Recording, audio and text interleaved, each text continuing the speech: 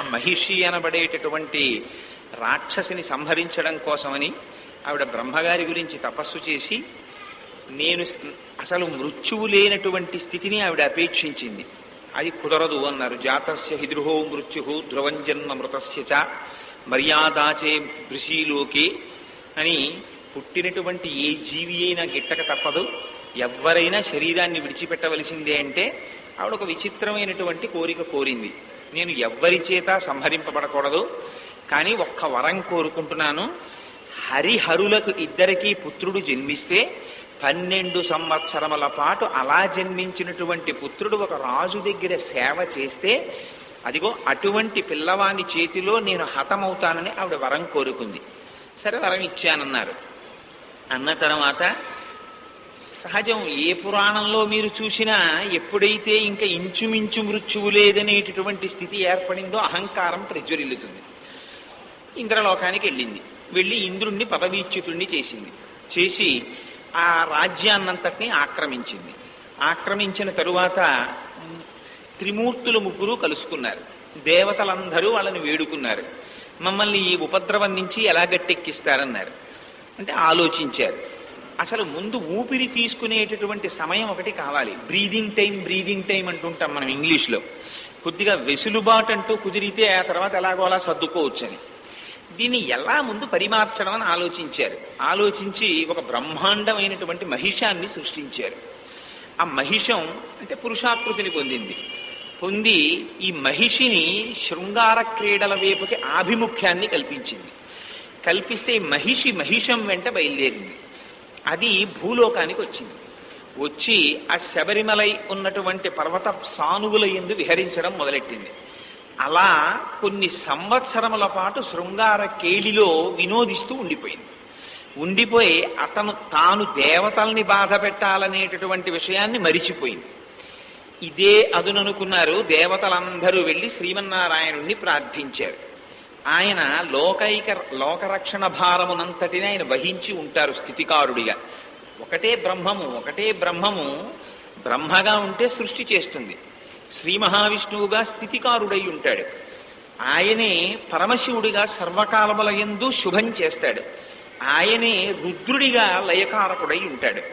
అందుకని ఆ శ్రీ మహావిష్ణువు ఆ శ్రీమన్నారాయణుణ్ణి ప్రార్థించగానే ఆయన ఈ మహిషిని సంహరించడం కోసమని హరిహరులకు పుత్రులు కలగాలి. ఇది మహిషి దృష్టిలో ఏమిటి కోరిక అంటే, హరి ఒక పురుషుడు, హరుడు ఒక పురుషుడు, వాళ్ళిద్దరు మగవాళ్ళు. కాబట్టి హరిహరులకి సంతానం ఎందుకు కలుగుతుంది? అసంభవమైనటువంటి విషయం. కాబట్టి పిల్లలు పుట్టరు. ఒకవేళ పుట్టాడనుకో, హరిహరులకు పుత్రుడై జన్మించినటువంటి వాడు ఎంతటి తేజోవంతుడై ఉండాలి. ఆయన ఒక సామాన్యమైనటువంటి రాజు దగ్గర 12 సంవత్సరములు ఎందుకు శుశ్రూష చేస్తాడు, ఎందుకు సేవ చేస్తాడు? అలా 12 సంవత్సరములు సేవ చేస్తే తను గుర్తించగలుగుతుంది. 12 సంవత్సరముల తర్వాత ఆయన ఈవిడ్ని నిర్జించాలి. అది ఆవిడ కోరిక. ఈలోగా నేను మట్టు పెట్టలేనా అని ప్రణాళిక వేసుకుంది. మీరు ఎక్కడ చూడండి, ఏ పురాణంలో చూడండి, ఏ కావ్యంలో చూడండి, ఎక్కడ చూసినా రాక్షసుల ప్రణాళికలన్నీ ఇలాగే ఉంటాయి. కంసుడంతే. ఆ పుడితే అష్టమగర్భానికి కృష్ణుడు పుట్టేస్తే తనని సంహరించేస్తాడేమో అని ఎక్కడ పుడతాడో అని కత్తులట్టు కూర్చునేవాడు. దేవకీదేవిని తీసుకొచ్చి ఆ కారాగారంలో బంధించి.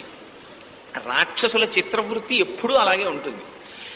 ఇలా ఉండగా ఆ మహిషముతో కలిసి క్రీడిస్తోంది. ఈలోగా హరిహరుల ఇద్దరికీ పుత్రుడు జన్మించాలి అంటే హరుని యొక్క మనస్సు కదలడం కోసం హరి మోహిని అవతారాన్ని స్వీకరించారు అన్నారు. ముందు బాహ్య కథ వినండి, ఇది చాలా చిత్రంగా ఉంటుంది. మోహిని అవతారాన్ని స్వీకరిస్తే ఆ మోహిని అవతారాన్ని చూడగానే పరమశివుని యొక్క మనస్సులో కదలిక కలిగింది అన్నారు. వారిద్దరి యొక్క తేజోంశలు కలిగడం చేత హరిహర పుత్రుడిగా అయ్యప్ప స్వామి ఆవిర్భవించారు అన్నారు. ఇది మీరు బాహ్యంలో ఈ కథ విన్నారనుకోండి, ఆ పిల్లవాడిని తీసుకొచ్చి ఆ దక్షిణ భారతదేశంలో పాండ్యరాజు అయినటువంటి రాజశేఖరుడు పరిపాలిస్తున్నటువంటి అరణ్య ప్రాంతమునందు ఒక చెట్టు కింద పడుకోబెట్టి ఆయన యొక్క ఆజ్ఞ మేరకి దేవతలందరూ కూడా ఆ అడవిలో సంచరించేటటువంటి మృగములై ఆ పిల్లవాణ్ణి కాపాడుతుండగా వేటకని అక్కడికి వచ్చినటువంటి రాజశేఖరుడు తనకి ఎలాగో పిల్లలు లేరు కనుక అక్కడ ఉన్న పిల్లవాడిని చూసి చాలా సంతోషించి తన రాజ్యానికి తీసుకెడుతుంటే పరమశివుడు ఒక వృద్ధ బ్రాహ్మణ రూపంలో కనపడి, ఈ పిల్లవాడు సామాన్యుడు కాడు, హరిహరుల యొక్క తేజస్సులు కలిగడం చేత ఆవిర్భవించినవాడు, అందుచేత ఈ పిల్లవాడిని చాలా జాగ్రత్తగా సంరక్షించవలసినది, ఇతను కారణజన్ముడు, ఇతని వలన ఒక ప్రత్యేకమైన అవతార ప్రయోజనం జరగవలసి ఉంది అని పరమశివుడు చెప్పినటువంటి విషయాన్ని స్వీకరించిన వాడై ఆ రాజు ఎంతో సంతోషించి తీసుకుని వెళ్ళి తన రాజ్యంలో పెట్టుకుని ఆ పిల్లవాడిని పెంచుతూ ఆయనకి మెడలో మణుల చేత చెక్కపడినటువంటి గంటలతో కూడిన ఒక ఆభరణమును అలంకరించి మణికంఠుడు అని పిలిచాడు అన్నారు. అలా పిల్లవాడు పెరిగి పెద్దవాడు అవుతున్నాడు. పెద్దవాడు అవుతుండగా ఆ తరువాత రాజుగారికి ఒక కొడుకు పుట్టాడు. కొడుకు పుట్టిన తరువాత రాజుగారికి యవ్వరాజ్య పట్టాభిషేకం చెయ్యాలనిపించింది. ఆ యవ్వరాజ్య పట్టాభిషేకం చేద్దామనుకునేటటువంటి సమయంలో మంత్రి గారు రాజు దగ్గరికి వచ్చి, ఈ పెద్దవాడైనటువంటి మణికంఠుడు ఎక్కడ పుట్టాడో ఎవరికి పుట్టాడో ఎవరికి తెలియదు, ఎక్కడో అడవిలో పుట్టాడు, నీకు దొరికాడు, కానీ నీకు పుట్టినవాడు రెండో కుమారుడు, అందుకని వాడికి పట్టాభిషేకం చేయమన్నాడు. చాలా జాగ్రత్తగా గుర్తుపెట్టుకోవాలి, ఇది బాహ్య కథలు కావు, వీటిలో రహస్యాలు ఉంటాయి. రాజుగారు అన్నారు, చెప్పావు లేవయ్యా మహామంత్రి, నేను పెద్దవాడు మణికంఠుడికే యవరాజ్య పట్టాభిషేకం చేస్తా అన్నాడు. ఆ మంత్రి వదిలిపెట్లా. రాజ్యంలో అందరూ సంతోషించారు. ఈయనొక్కడు వెళ్ళి రాణిగారి చెవు పట్టుకుని గూడు కట్టుకుని పోరాడాడు. అసలు మీకు పుట్టని పిల్లవాడికి పట్టాభిషేకం ఏమిటి, పుట్టిన పిల్లవాడు వాడి దగ్గర సేవ చేయడం ఏమిటి, అందుకని మీకు పుట్టిన పిల్లవాడికే పట్టాభిషేకం చేయమన్నారు. అంటే ఆవిడంది సకల గుణాభిరాముడు కదా మణికంఠుడు, ఎలా పక్కన పెట్టడం ఆయన్ని అంటే ఆయన అన్నాడు, నేను ఒక కుయుక్తి చెప్తాను, నీకు తలకాయ చాలా నొప్పిగా ఉంది అని చెప్పి పడుకో, రాజవైద్యుల చేత నేను చెప్పిస్తాను, పులిపాలు తీసుకుని వచ్చి తాగిస్తే ఆవిడికి ఆ శిరోవేదన తగ్గుతుందని చెప్తాను. వైద్యులు వచ్చి అలా చెప్తారు. తల్లి మీద ఉండేటటువంటి భక్తి చేత మణికంఠుడు పులిపాలు తీసుకురావడం కోసమని బయలుదేరుతాడు. పులిపాలు తీసుకురావడం అంటే మాటలా, కాబట్టి తీసుకురానులేడు, వెనక్కి రానురాడు. ఆ కారణం చేత సురక్షితంగా నువ్వు నీ రాజ్యాన్ని నీ పిల్లవాడికి పట్టాభిషేకం చెయ్యవచ్చు అన్నాడు. చాలా సంతోషించింది తల్లి ఈ మాటకి. సంతోషించి రాజవైద్యులు వచ్చారు, తలకాయ నిప్పంది పడుకుంది, పులిపాలు తీసుకొస్తే దానితో ఔషధం చేస్తామన్నారు. దానికేముంది, అలాగే తీసుకొస్తానమ్మా అని మాతృభక్తి పరాయణుడైనటువంటి మణికంఠుడు అడవికి బయలుదేరాడు. అడవికి బయలుదేరి అడవిలో ఆ పులిపాలు కోసమని ప్రయత్నం చేస్తున్నటువంటి సమయంలోనే నారదుడు వచ్చాడు. వచ్చి ఆ మహిషికి చెప్పాడు, ఓ మహిషి, నువ్వు పుట్టినది నీ యొక్క స్వరూపం ఎందుకు అంటే దేవతల్ని బాధ పెట్టడానికి. నువ్వు మరిచిపోయావు, నిన్ను కృతకంగా లోభ పెట్టడం కోసమని వాళ్ళు ఈ మహిషాన్ని సృష్టించారు. నువ్వు దీనితో కలిసి శృంగార క్రీడలో పడిపోయావు. వాళ్ళందరూ నిన్ను నిర్జించే ప్రయత్నంలో ఉన్నారు, అందుకని తొందరగా వెళ్ళి దేవతల్ని మట్టు పెట్టమన్నాడు. నారదుడు ఈ మాట చెప్పచ్చా? నారదుడు భాగవతం దశమస్కంధంలో కూడా ఇలాగే వచ్చి చెప్తాడు కంసుడితోటి. ఎందుకు ఈ చెప్పడం నారదుడు చెప్తే, ఈ మహిషి వెంటనే బయలుదేరింది దేవలోకానికి. ఈలోగా పరమశివుడు వచ్చి మణికంఠుడికి అవతార ప్రయోజనాన్ని గుర్తు చేశారు. సరే అలాగే మట్టు పెడతానన్నాడు. రాజశేఖరుని యొక్క సైన్యంతో, దేవతల సైన్యంతో, ప్రమదగణాలతోటి ఆ మహిషిని ఎదుర్కొన్నాడు. బ్రహ్మాండమైన పోరాటం జరిగింది. ఆఖరికి మహిషి సంహరింపబడింది.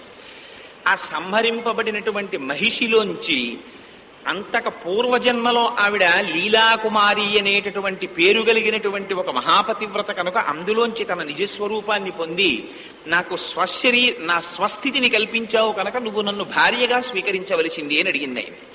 అడిగితే మణికంఠుడు అన్నాడు, ఈ అవతారంలో నేను బ్రహ్మచారిని, అందుచేత నిన్ను భార్యగా స్వీకరించడం కుదరదు, కానీ నువ్వు నా శక్తి అయి నా ఆలయం పక్కనే నీకు ఆలయం ఉండి విరాజమానురాలివి అవుతావు, అందుకని నువ్వు పంచాంబిక అనేటటువంటి పేరుతో నా గుడి పక్కనే నువ్వు వెలుస్తావని వరమిచ్చారు. వరమిచ్చిన తరువాత పరమశివుడు కలలో కనపడి ఆ మణికంఠుని యొక్క తండ్రి అయినటువంటి రాజశేఖరుడికి చెప్పాడు, ఈయన వచ్చిన అవతార ప్రయోజనం వేరు, ఈ పిల్లవాడు లోకాన్నంతటినీ రక్షిస్తాడు, జ్ఞానాన్ని కల్పిస్తాడు, శాస్త్రబోధ చేస్తాడు, అందుకు దీనికి ధర్మశాస్త్ర అని పేరుంటుంది. ఇతని పేరు అటువంటి పేరు కలిగినటువంటి వాడు కనుక ఈయన నీ తీసుకుని వెళ్ళి ఆ శబరిమలై కొండల మీద ప్రతిష్ఠ చెయ్యవలసినది అని చెప్పారు. పరశురాముడే విశ్వకర్మగా వచ్చి స్వామివారి యొక్క విగ్రహాన్ని నిర్మించిన తరువాత స్వామివారిని తీసుకుని వెళ్ళి ఆయన నేను బాణం విడిచిపెట్టినప్పుడు ఎక్కడ పడుతుందో అక్కడ ప్రతిష్ఠ చేయమన్నారు. సరేది శబరిమలై కొండల దగ్గర పడింది, తీసుకెళ్లి స్వామివారికి స్వర్ణ దేవాలయం కట్టి అక్కడ ప్రతిష్ఠ చేశారు.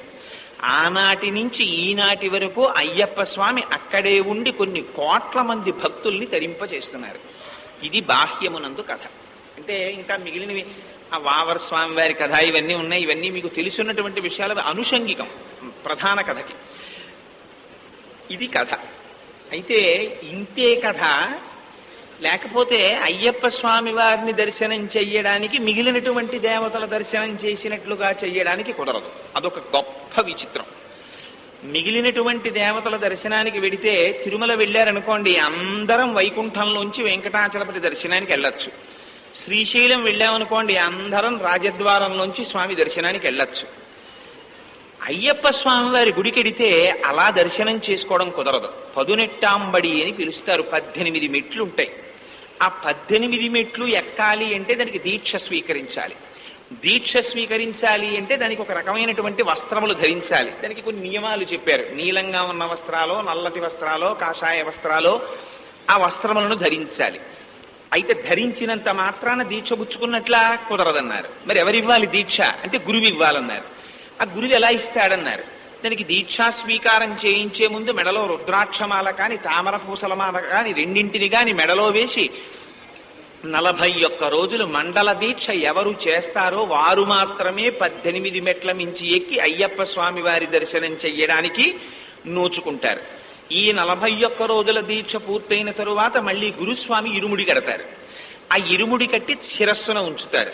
ఆ శిరస్సును ఉంచినటువంటి ఇరుముడిని పట్టుకుని ఈ భక్తులు అయ్యప్ప స్వామి వారి దర్శనం చేస్తారు.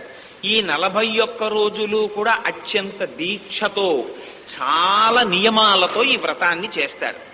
ఇది ప్రధానమైనటువంటి వృత్తాంతం అయ్యప్ప స్వామి వారి చరిత్రకి సంబంధించి. యథార్థంగా బాహ్య కథ అయితే అంతే ఉపన్యాసం.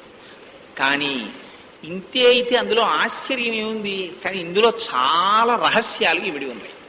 ఏమిటా రహస్యం అంటే, అయ్యప్ప స్వామి వారు వచ్చినటువంటి ప్రధానమైనటువంటి కార్యం ఒకటి కాదు, 2. మహిషిని సంహరించడమే. అయితే మహిషిని సంహరించగానే అవతార పరిసమాప్తి అయిపోతుంది. కానీ మహిషిని సంహరించిన తరువాత తన విగ్రహం ఎలా ఉండాలో, తాను ఎలా కూర్చుంటారో అన్ని తండ్రి గారికి అయ్యప్ప స్వామి వారు చెప్పారు. నేను యోగ పట్టవం కట్టుకుని ఉంటాను. ఆ యోగ పట్టవం కట్టుకుని, అందుకే మీరు ఆయన దర్శనం చేసినప్పుడు కనపడుతుంది ఇలా కాళ్ళు పైకెత్తి, దాన్ని భక్తి యోగంతో కూడినటువంటి కర్మానుష్ఠానము అంటారు. అలా కూర్చున్నటువంటి స్థితికి బ్రహ్మచారికి దానికి యోగ పట్టవం కట్టుకుంటారు. కట్టుకుని ఒక చేతితో ఇలా చిన్ముద్ర పడతారు, ఒక చేతితో చాలా సోయగంగా వామహస్తంతో ఇలా పాదాలు చూపిస్తూ ఉంటారు. ఇలా చూపిస్తూ ఉండేటటువంటి ముద్రకి అయ్యప్ప స్వామి వారిది ఒక చేతిలో చిన్ముద్ర అంటారు, ఒక చేతితో ఆ పాదములను చూపించేటటువంటి భక్తిని దర్శింపచేయగలిగినటువంటి ముద్ర అని పేరు. అటువంటి స్వరూపంతో ఆయన కూర్చున్నారు. మళ్ళీ కూర్చోవడంలో కూడా 41 రోజులు మండల దీక్ష చేసినటువంటి వారు మాత్రమే దర్శనానికి అర్హులు. ప్రత్యేకించి స్త్రీలు ఒక ప్రాయములో ఉన్నటువంటి వారు 41 రోజుల దీక్ష స్వీకరించి వెళ్ళడానికి అనర్హులు. దానికి చాలా మందికి తెలుసు కాబట్టి నేను సభాముఖంగా చెప్పక్కర్లేదు. కొన్ని ప్రకృతి సంబంధంగా, శరీర సంబంధంగా వచ్చేటటువంటి దోషములు ఉన్నటువంటి వారు వెళ్ళడానికి అనర్హులు. కానీ పురుషుడు 41 రోజుల మండల దీక్ష పట్టి వెళ్ళడానికి అర్హుడు. ఈ 41 రోజుల మండల దీక్ష అనేటటువంటి నియమాన్ని ఎందుకు పెట్టారు? స్త్రీ ఎందుకు వెళ్ళకూడదు? ఇది సభాముఖంగా చెప్పడం కుదరదు. ఎవరైనా అంతగా తెలుసుకోవాలి అనుకుంటే అందులో ఉన్నటువంటి ఆంతరమైన రహస్యాన్ని వ్యక్తిగతంగా ఎవరికైనా ఒకరిద్దరికి చెప్పడానికి నాకు అభ్యంతరం లేదు. కానీ సభాముఖంగా చెప్పకూడదు. అందుకని ఆ విషయాన్ని నేను స్పృశించను. అది ఎందుకంటే కుదరదు. వాక్కు చేత సభాముఖంగా దాన్ని ఆవిష్కరించడం చాలా కష్టం. అందుకని దాన్ని నేను స్పృశించను ఆ విషయాన్ని. సరే, ఇంకా నియమానికి వస్తే అయ్యప్ప స్వామి వారి యొక్క దీక్ష అంతా గురువుతో ముడుంటుంది. గురువుకి అయ్యప్ప స్వామి వారికి ఇద్దరిది విడదీయరానటువంటి సంబంధం ఉంటుంది. దీక్ష మీరు తీసుకుంటానంటే కుదరదు. తిరుమల వెళ్ళాలి అని మీరు సంకల్పం చేశారనుకోండి, మీరు బయలుదేరి వెళ్ళిపోవచ్చు తిరుమల. శ్రీశైలం వెళ్ళాలి అని మీరు సంకల్పం చేశారనుకోండి, మీరు శ్రీశైలం బయలుదేరి వెళ్ళవచ్చు. వారణాసి వెడతాను అనుకుంటే వారణాసి వెళ్ళవచ్చు. కానీ అయ్యప్ప స్వామి వారి దర్శనానికి మాత్రం నేను వెళ్ళిపోతాను అని చెప్పి గురువు ఇవ్వని దీక్ష మీ అంత మీరుగా పొంది వెళ్ళడానికి వీల్లేదు. మొదట గురువు ఉండాలి. గురువు ఉంటేనే మీరు దీక్షని స్వీకరించగలరు. గురువు ఇవ్వని దీక్ష చెల్లదు. ఇదొక గమ్మత్తు. అయ్యప్ప స్వామి వారి అవతార ప్రయోజనంలో మహిషిని సంహరించడము అంటారు. మహిషి అంటే ఏమిటో కాదు. మహిషి అంటే అపారమైనటువంటి దుర్గుణములకు, అపారమైనటువంటి కామ క్రోధ లోభాలకి, వీటన్నింటికీ ప్రతీకగా మహిషిని చూపిస్తారు. మహిషాసురుడు అంటే ఏమిటి? దేవీ భాగవతం అంతా మహిషాసురుడి కథ ప్రధానంగా చెప్పబడుతుంది. అందులో దుర్గాదేవి మహిషాసురుణ్ణి సంహరిస్తుంది. ఆ మహిషాసురుని యొక్క తోబుట్టువే ఈ మహిషి. రంభకరంభులకి జన్మించారు వీళ్ళిద్దరు. ఆ మహిషి ఇది కూడా మహిషాసురుని యొక్క ప్రవృత్తి ఎలా ఉంటుందో మహిషి ప్రవృత్తి అలాగే ఉంటుంది. దానికి వావి వరసలు కానీ వేరొకటి కానీ దానికి అవసరం ఉండదు. దానికి ఎంతసేపు కామోపభోగమే కావాలి. పశు ప్రవృత్తితో ఉంటుంది. అందుకే ఇప్పటికీ మనకి సాధారణంగా చాలా పశుప్రాయంగా ఉండేటటువంటి వాడిని చూస్తే ఒక మాట వాడతారు, ఏమిరా నువ్వేం మనిషివా దున్నపోతువా అంటారు. అందుకని అది మహిషి ప్రవృత్తి. దానికి ఎంతసేపు రెండే లక్షణాలు. ఇది ఎక్కడో ఉండదండి ఈ మహిషి. నిజానికి అక్కడ ఉండడం కాదు, మహిషి ఇక్కడ ఉంటుంది. తనే బ్రతికుండాలి. ఇంకా యువతలవాడు ఏమైపోయినా పర్వాలేదు. అది ఎక్కడ నుంచి ఎక్కడ వరకు ఉంటుందంటే ఆ ప్రవృత్తి, వీడు రైలు ఎక్కినా బస్సు ఎక్కినా ఇక్కడ బ్యాగ్ కట్టుకుని ఇంత సీటు మాత్రమే పక్కవాడికి ఇస్తాడు. ఈ బ్యాగ్ కూడా తీడు. పక్కవాడు బాధపడుతుంటే వీడికి సంతోషం. ఎందుకు ఆ సంతోషం అంటే దానికి అర్థం ఉండదు. అనవసరంగా ఓ బ్యాగ్ కట్టేసి ఇంకోటి ఎక్కి కూర్చోకుండా చూసుకుంటూ ఉంటాడు. అంతగా తాదాత్మ్యత చెందిపోయి శరీరంతో ఎంతసేపు కామోపభోగాన్ని అనుభవించడం, ఈ శరీర స్థాయిలో ఉండిపోవడం, ఈ శరీరము పొందినటువంటి సుఖము సుఖము, ఈ శరీరము పొందినటువంటి కష్టము కష్టము, ఇది ఎల్లవేళలా ఇది ఉండిపోవాలి, ఇది వెళ్ళిపోకూడదు, ఇది అసలు వెళ్ళనే వెళ్ళదు అన్న భ్రాంతికి లోనైపోయినటువంటి వాడెవడున్నాడో వాడే మహిషి లేదా మహిషాసురుడు. ఈ మహిషి మామూలు మహిషాసురుడు దుర్గమ్మ తల్లి చేతిలో చచ్చిపోయాడు. వాడు అలా వరాలు అడిగాడు కాబట్టి. మహిషి మీరు అక్కడ గమనించవలసినటువంటి చిత్రం, మహిషాసురుడు అంటే పుంస్వరూపమైన రాక్షసుడు. వాడు స్త్రీ స్వరూపమైన దేవత చేతిలో చచ్చిపోయాడు. మహిషి స్త్రీ స్వరూపమైనటువంటి రాక్షసి. ఆవిడ పుంస్వరూపమైనటువంటి అయ్యప్ప స్వామి వారి చేతిలో చచ్చిపోయింది. ఏ పుంస్వరూపం చేతిలో స్త్రీ స్వరూపం చేతిలో మరణించకూడదా? అంటే వాడికి మహిషాసురుడికి చిట్ట చివరి నిమిషం వరకు వచ్చినటువంటిది సాక్షాత్ జగజ్జనిరా అమ్మవార్రా అని ఎంత చెప్పినా, ఎంతమంది చచ్చిపోయినా వాడికి ఒకటే కోరిక, ఇంకా అమ్మవారిని వివాహం చేసుకుందామని. అంటే అమ్మవారిని వివాహం చేసుకుందామన్న కోరిక అంటే దాని అర్థం వాడు జగత్తులో కనపడేటటువంటి ఏ స్త్రీలోనూ కూడా అమ్మవారి యొక్క స్వరూపాన్ని చూడగలిగినటువంటి జ్ఞానం ఉన్నవాడు కాడు. వాడి కంట ఎవరైనా స్త్రీ పడిందా, తాను అనుభవించాలనేటటువంటి కామోపభోగ ప్రచోదనం తప్ప వాడికి వేరొక ప్రయత్నం ఉండదు. అలాగే ఇక్కడ స్త్రీ స్వరూపంగా ఉండేటటువంటి రాక్షసికి పురుష స్వరూపంతో సంభోగించి సర్వకాలముల యందు తాను సుఖంగా ఉండాలన్న కోరిక తప్ప ఇంతకన్నా అతీతమైనటువంటి వేరొక స్థితి ఉన్నది అని మహిషి తెలుసుకోదు. ఇక్కడ జెండర్స్ మారాయి, స్త్రీతత్వం మారింది, పురుషతత్వం మారింది, ఉపాధి మారిందంతే. కానీ రెండింటిలో ఉన్నటువంటి కోరిక మాత్రం ఒకటే. ఈవిడ దృష్టిలో పురుషుడు చులకన, ఆయన దృష్టిలో స్త్రీ చులకన. ఏ స్వరూపంగా మీరు బ్రహ్మను చులకన చేశారో ఆ స్వరూపముగా బ్రహ్మము సంహరిస్తుంది. ఇంతే అయ్యప్ప స్వామి వారి జీవితంలో రహస్యం.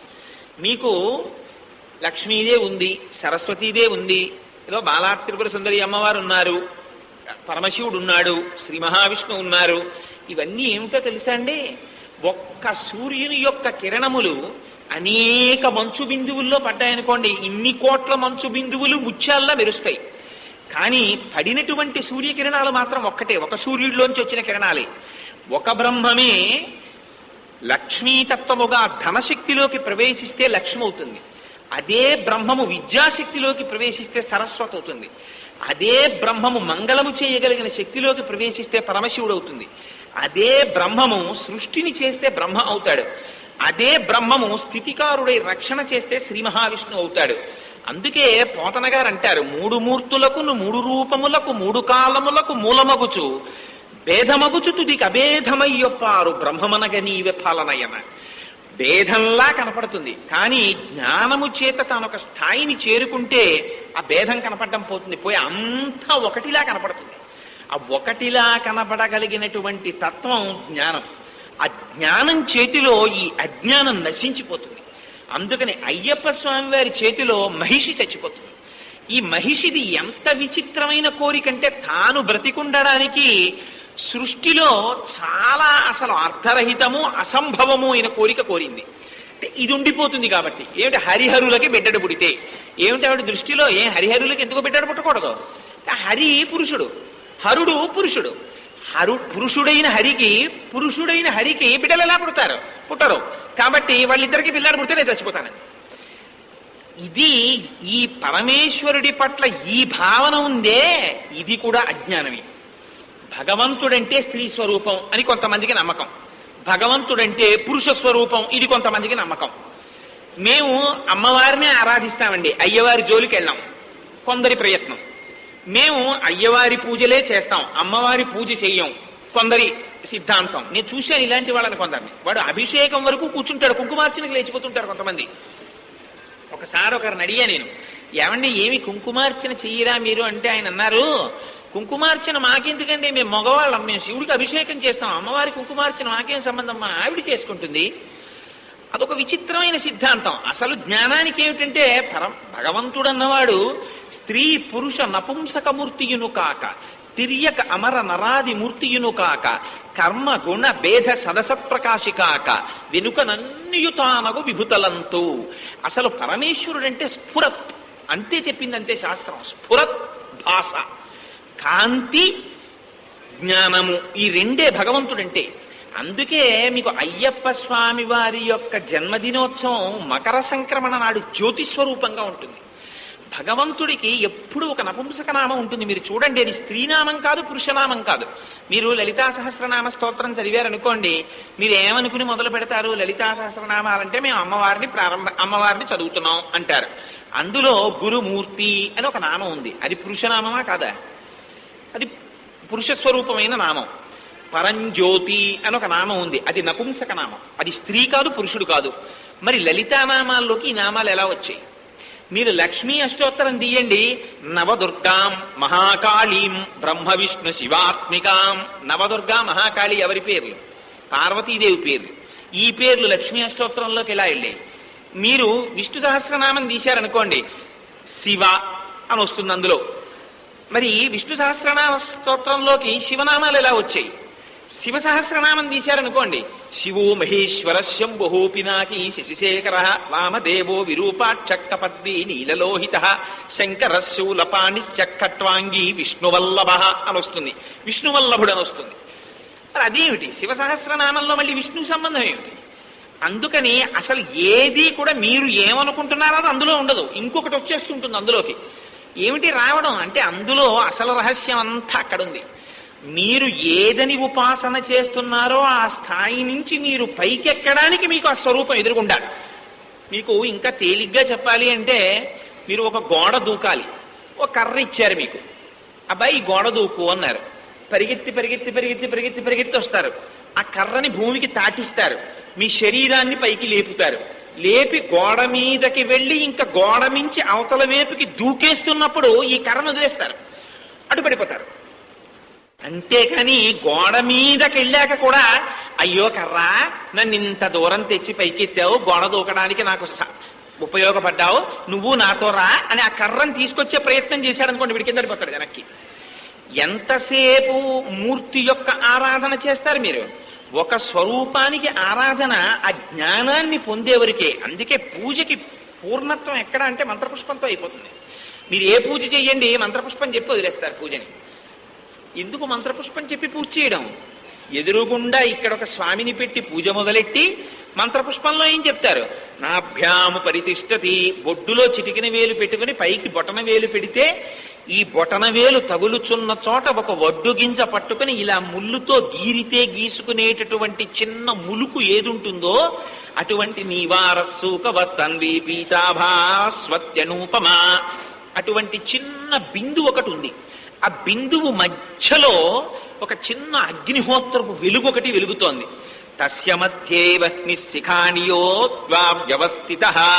ఆ వెలుగుతున్నటువంటి చిన్న కాంతిపుంజం ఉందే, ఏమిటి వడ్డు పెట్టి గీరుకుంటే గీరుకునేటటువంటి మునక మధ్యలో ఉన్నటువంటి చిన్న కాంతిపుంజం, అది ప్రకాశం. దాని వెలుతురు పైకి కిందకి పక్కలకి కొట్టి ఎప్పుడు మీలో ఉష్ణోగ్రతని 98.4 డిగ్రీలుంచి బ్రతికున్నాడు అనిపించినటువంటి శివం అది. దాన్ని మీరు ఏ పేరు పెట్టి పిలవండి, దానికి ఏం బాధ లేదు. మీరు ఏ పేరు పెట్టైనా పిలుచుకోండి, అది పలుకుతుంది. అసలు దానికి అసలు రూపం లేదు. మరి ఎందుకు పొందింది రూపం? గీతలో స్వామి చెప్పేశాడు, పరిత్రాణాయ సాధూనాం వినాశాయ చ దుష్కృతాం ధర్మ సంస్థాపనార్థాయ సంభవామి యుగే యుగే. నిన్ను ఇలా చూడాలని నేను అనుకుంటున్నాను అన్నాడు. వాడికి ఒక ప్రీతి ఉంది. ఈ స్వరూపంతో వాడికి ఆరాధన చేయడం తేలిక. అమ్మా నువ్వు ఇలా కనపడు అన్నాడు. ఇలా కనపడు అంటే ఆవిడ వెంటనే సింధూరారుణ విగ్రహం త్రినయనాం మాణిక్య మౌళిస్ఫురత్ తారానాయక శేఖరాం స్మితముఖీం అపీనవక్షోరుహాం కనపడింది. కాదు కాదు, నువ్వు నాకు చక్కగా పీతాంబరం కట్టుకుని చతుర్భుజాలతో కనపడన్నారు. సశంఖ చక్రం సకిరీట కుండలం సపీత వస్త్రం సరసీరుహేక్షణం సహారవక్షస్థలశోభికౌస్తువం నమామి విష్ణుం శిరసా చతుర్భుజం కనబడ్డాడు. అలా కాదు స్వామి, నాకు పరమశివమూర్తిగా కనపడు అన్నారు. చంద్రోద్భాసిత శేఖరే స్మరహరే గంగాధరే శంకరే సర్పైర్భూషిత కంఠకర్ణ వివరే నేత్రోద్ధ వైశ్వానరే అలా కనబడ్డాడు. మీరు ఏ రూపంలో అడిగితే ఆ రూపంలో ఆయన కనబడ్డాడు. పరమేశ్వరుడు అనేటటువంటి వాడు బంగారం లాంటివాడు. ఆ బంగారాన్ని పట్టుకెళ్ళి చెవికి రింగులు చేయండి అన్నా చేసేస్తారు, గాజులు చేసేయండి అన్నా చేసేస్తారు, నెక్లెస్ చేసేయండి అన్నా చేసేస్తారు. చివిరింగులే కదా అని మీరేం వీధిలో గోడ మీద పెట్టేయరు. అందులో ఉన్న బంగారాన్ని చూస్తారు, అందుకుని తీసుకెళ్లి బీరువాలో పెడతారు. గొలుసైనా అంతే, గాజైనా అంతే, ఏదైనా బంగారమే రూపాన్ని పొందింది. అసలు బంగారము లేని గాజు, బంగారము లేని గొలుసు, బంగారము లేని చివిరింగు చూపించండి. బంగారం అంటూ ఉంటే మీరు ఏదైనా చెయ్యొచ్చు. అసలు బంగారం లేదనుకోండి, చివిరింగు ఎక్కడి నుంచి వస్తుంది? నామమా, రూపం ఉంటే నామం ఉంది, నామం ఉంటే రూపం ఉంది, అంతే. అది గుర్తుపెట్టుకోండి. మీ మెడలో గొలుసేసుకుంటే దానికో పేరు. కోటేశ్వరారు మీ మెడలో గొలుసేదండి అన్నారు అనుకోండి, గొలుసు అనగానే వేలుకు పెట్టుకునేదండి అని అడగను. గొలుసండి అనగానే మెడలో తడువుకుంటాం, ఇలా పొడుగ్గా ఉంటుంది, మెడలో ఉంటుంది. మీరు నామని చెప్తే ఓ రూపం నా కళ్ళల్లో కనపడుతుంది. మీ ఉంగరం ఏది కోటేశ్వరారు అంటే వేలుకు చూసుకుంటాను. ఎందుకని ఉంగరం అంటే వేలుకు పెట్టుకునేది. నామం ఉంటే రూపం ఉంటుంది, రూపం ఉంటే నామం ఉంటుంది. కానీ నామరూపములకు అతీతముగా బంగారం ఎప్పుడూ ఉంటుంది. ఉంగరం లేకపోయినా బంగారం ఉంటుంది. బంగారం లేకుండా ఉంగరం తీసుకురండి, రాదు. మీరు ఏ నామరూపములుగా పరమేశ్వరుణ్ణి ప్రార్థన చెయ్యండి, లోపల బ్రహ్మం ఉంటుంది, పరమాత్మయే ఉంటాడు ఒకే రూపంతో. అందుకని అదిగో ఆ బ్రహ్మముగా తెలుసుకోవడం జ్ఞానం, ఆ బ్రహ్మముగా తెలియకపోవడం అజ్ఞానం. బంగారం ఉంటే ఏ రూపం పొందరు చెప్పండి నాకు? మీ దగ్గర బంగారం ముద్దు ఉంది, మీరు ఏం చేయించుకోలేరు, ఏదైనా చేయించుకుంటారు. ఇది తెలిస్తే జ్ఞానం. వాడేం చేస్తాడంటే, ఈ జ్ఞానం ఉన్నవాడు ఏం చేస్తాడంటే రుద్రాధ్యాయం చెప్తాడు. రుద్రాధ్యాయం చెప్పడం అంటే రుద్రాధ్యాయం చెప్తేనే జ్ఞానని కాదు నా ఉద్దేశ్యం. వాడు అభిషేకం దగ్గరికి వెళ్ళి శివలింగం దగ్గరికి ఎడుతున్నాడు. శివలింగానికి ఏమున్నాయండి? కాళ్ళు ఉన్నాయా, చేతులు ఉన్నాయా, ఏమున్నాయి చెప్పండి నాకు? ఏమున్నాయి అందులో? ఏముంది శివలింగంలో? మీరు ఆ లోపలికి ఎడుతున్నారు, శివలింగాన్ని దర్శనం చేస్తున్నారు. ఏముంది శివలింగం దగ్గర? ఇలా ఓ చిన్న లింగియా, ఓ చిన్న గోడుగా ఇలా ఉంది అంతే. దాని కింద పానవట్ట ఉంది. దాని మీద పాలు పోసేస్తున్నారు, పెరుగు పోసేస్తున్నారు, పంచదార పోసేస్తున్నారు, తేనె పోసేస్తున్నారు, నిమ్మరసాలు పోసేస్తున్నారు. ఇన్ని రసాలు పోసేసి పైగా దాని గురించి ఏం చెప్తున్నారు? నమ చోరాయ చ శష్ప్యాయ చ భీన్యాయ చ నమ సికత్యాయ చ నమ ప్రవాహ్యాయ చ అంటున్నారు. స్వామి దొంగవు నువ్వే. నమ కర్మాలేభ్య కులాలేభ్యో నమ పుంజిష్టేభ్యో. స్వామి వడ్రంగివాడివి నువ్వే. స్వామి ఈ వస్తువులన్నీ తయారు చేసేవాడివి నువ్వే, కుమ్మరివాడివి నువ్వే. ఏమిటి ఆ లింగమా ఇదే? దానికి ఏమైనా చేతులు ఉన్నాయా, కాళ్ళు ఉన్నాయా? అవన్నీ అదే. మీరు చేయించుకునే అభిషేకం అంతే, దానిలో మంత్రాలు. దాన్ని పట్టుకుని నమ సోమాయ చ రుద్రాయ చ నమ స్తామ్రాయ చ అరుణాయ చ నమ శంగాయ చ పశుపతయే చ నమ ఉగ్రాయ చ భీమాయ చ నమో అగ్రే వధాయ చ దూరే వధాయ చ నమో అని మంత్రాలతోటి మీరు అభిషేకం చేస్తున్నారు. పైగా అక్కడతో ఊరుకున్నారా? వృక్షేభ్యో హరికేశాయోపవీతి నే పుష్టానాం పతయే నమో నమో అంటున్నారు. చెట్లన్నీ నువ్వే స్వామి అంటున్నారు. చెట్లల్లో ఉన్న ఆకుపచ్చతనం నువ్వే అంటున్నారు. ఏముంది అక్కడ? కనీసం కాళ్ళు చేతులు ఉన్న ఒక మూర్తి కూడా లేడే. దాన్ని పట్టుకుని మీరు ఇవన్నీ ఏం చెప్తున్నారేంటి రుద్రాధ్యాయంతో? ఇది జ్ఞానం అంటే. సాకారార్చన సాకారము కాని నిరాకారము కాని స్థితికి వెళ్ళిపోతుంది. అక్కడ అసలు ఆకారం లేదా అంటే ఉంది. అలాగని కాళ్ళు చేతులు ఉన్నాయా? లేవు. అందుకని ఇంత పరబ్రహ్మాన్ని లింగీయాత్ ఒక చిన్న దాంట్లోకి తీసుకొచ్చి చూస్తున్నారు మీరు. ఈ చూపు ఎక్కడ వరకు వెళ్ళాలనంటే అభిషేకంలో సర్వత్ర బ్రహ్మమును చూడగలగాలని. అలా చూడగలిగితే కుక్క మాంసం తినేటటువంటి వాడు మహాపండితుడైనటువంటి బ్రాహ్మణుడు ఇద్దరు సమదర్శనంలో ఇద్దరు ఒకలాగే కనపడతారు. ఇలా కనపడ్డారు కాబట్టి రమణ మహర్షి ఆ స్థాయికి వెళ్ళారు. ఈ బ్రహ్మమును దర్శించడం జ్ఞాని లక్షణం. ఈ బ్రహ్మమును దర్శించలేక ఇది పురుషుడే ఇది పురుషుడే కాబట్టి భగవంతుడు ఈయన పురుషుడు పురుషుడికి పిల్లలు పుట్టరు అనడం అజ్ఞానం. అజ్ఞానానికి పరాకాష్ఠ మహిషి. అందుకని అది ఒక మహిషం కనపడితే తన ప్రయోజనాన్ని మరిచిపోయి భూలోకానికి వస్తుంది.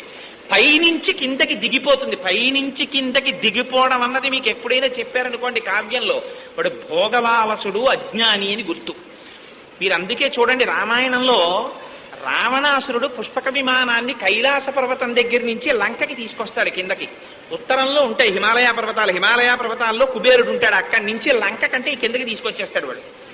అదే రామచంద్రమూర్తి ఎక్కుతారు పుష్పక విమానాన్ని. ఎక్కితే కింద నుంచి పైకి తీసుకెడతారు. అయోధ్యకి వెళ్ళి దిగిపోయి నువ్వు వెళ్ళిపో కైలాసానికని పంపించేస్తారు. రాముడిక్కిన పుష్పకం పైకెడుతుంది, రావణుడిక్కిన పుష్పకం కిందకు వస్తుంది. ఏమిటి తేడా అంటే పుష్పకం అంటే మనస్సు. ఎంతమంది ఎక్కినా ఇంకోటి ఎక్కడానికి చోటు ఉందంటారు. ఎంతమంది ఎక్కినా ఇంకోటి ఎక్కడం ఏమిటి? ఎన్ని కోరికలు పుట్టినా ఎన్ని మీకు తీర్చేసినా ఇంకా ఓ కోరిక మిగిలిపోతుంది. జార్జ్ బుష్ గారు పిలిచి అర్జెంటుగా టెలిగ్రామ్ కొట్టి ఆయన విమానం పంపించి, కోటేశ్వరారే మీరు ఒక్కసారి అర్జెంటుగా వాషింగ్టన్ రావాల్సింది, మిమ్మల్ని ఎందుకో పిలుస్తున్నారని నన్ను పిలిచి రేపు రాత్రి నన్ను మూర్ధాభిషిక్తుడిని చేసేశారనుకోండి అమెరికాకి. అన్నీ ఇచ్చేసి ఆయన వెళ్ళిపోతుంటే నాకు ఏమనిపిస్తుంది అంటే అయ్యో పంచతో వచ్చేసాను, బుష్ గారు మీ కోటి ఇచ్చేయకూడదా అని ఉంటుంది. అందుకని ఎన్ని కోరికలు తీర్చేసినా ఇంకా ఒక కోరిక మిగిలిపోతుంది. కానీ ఈ మనస్సుని పరమేశ్వరానుగ్రహం కోసమని ఊర్ధ్వముఖ చలనం చేసిన వాడు, బ్రహ్మమును తెలుసుకోవడానికి వెళ్ళినటువంటి వాడు, ఉత్తమ లక్షణములు కలిగి నరుడైన మానవుడిగా కనపడిన మాధవుడు. అందుకని రాముడు పైకి ఎక్కుతాడు, రావణుడు కిందకొస్తాడు.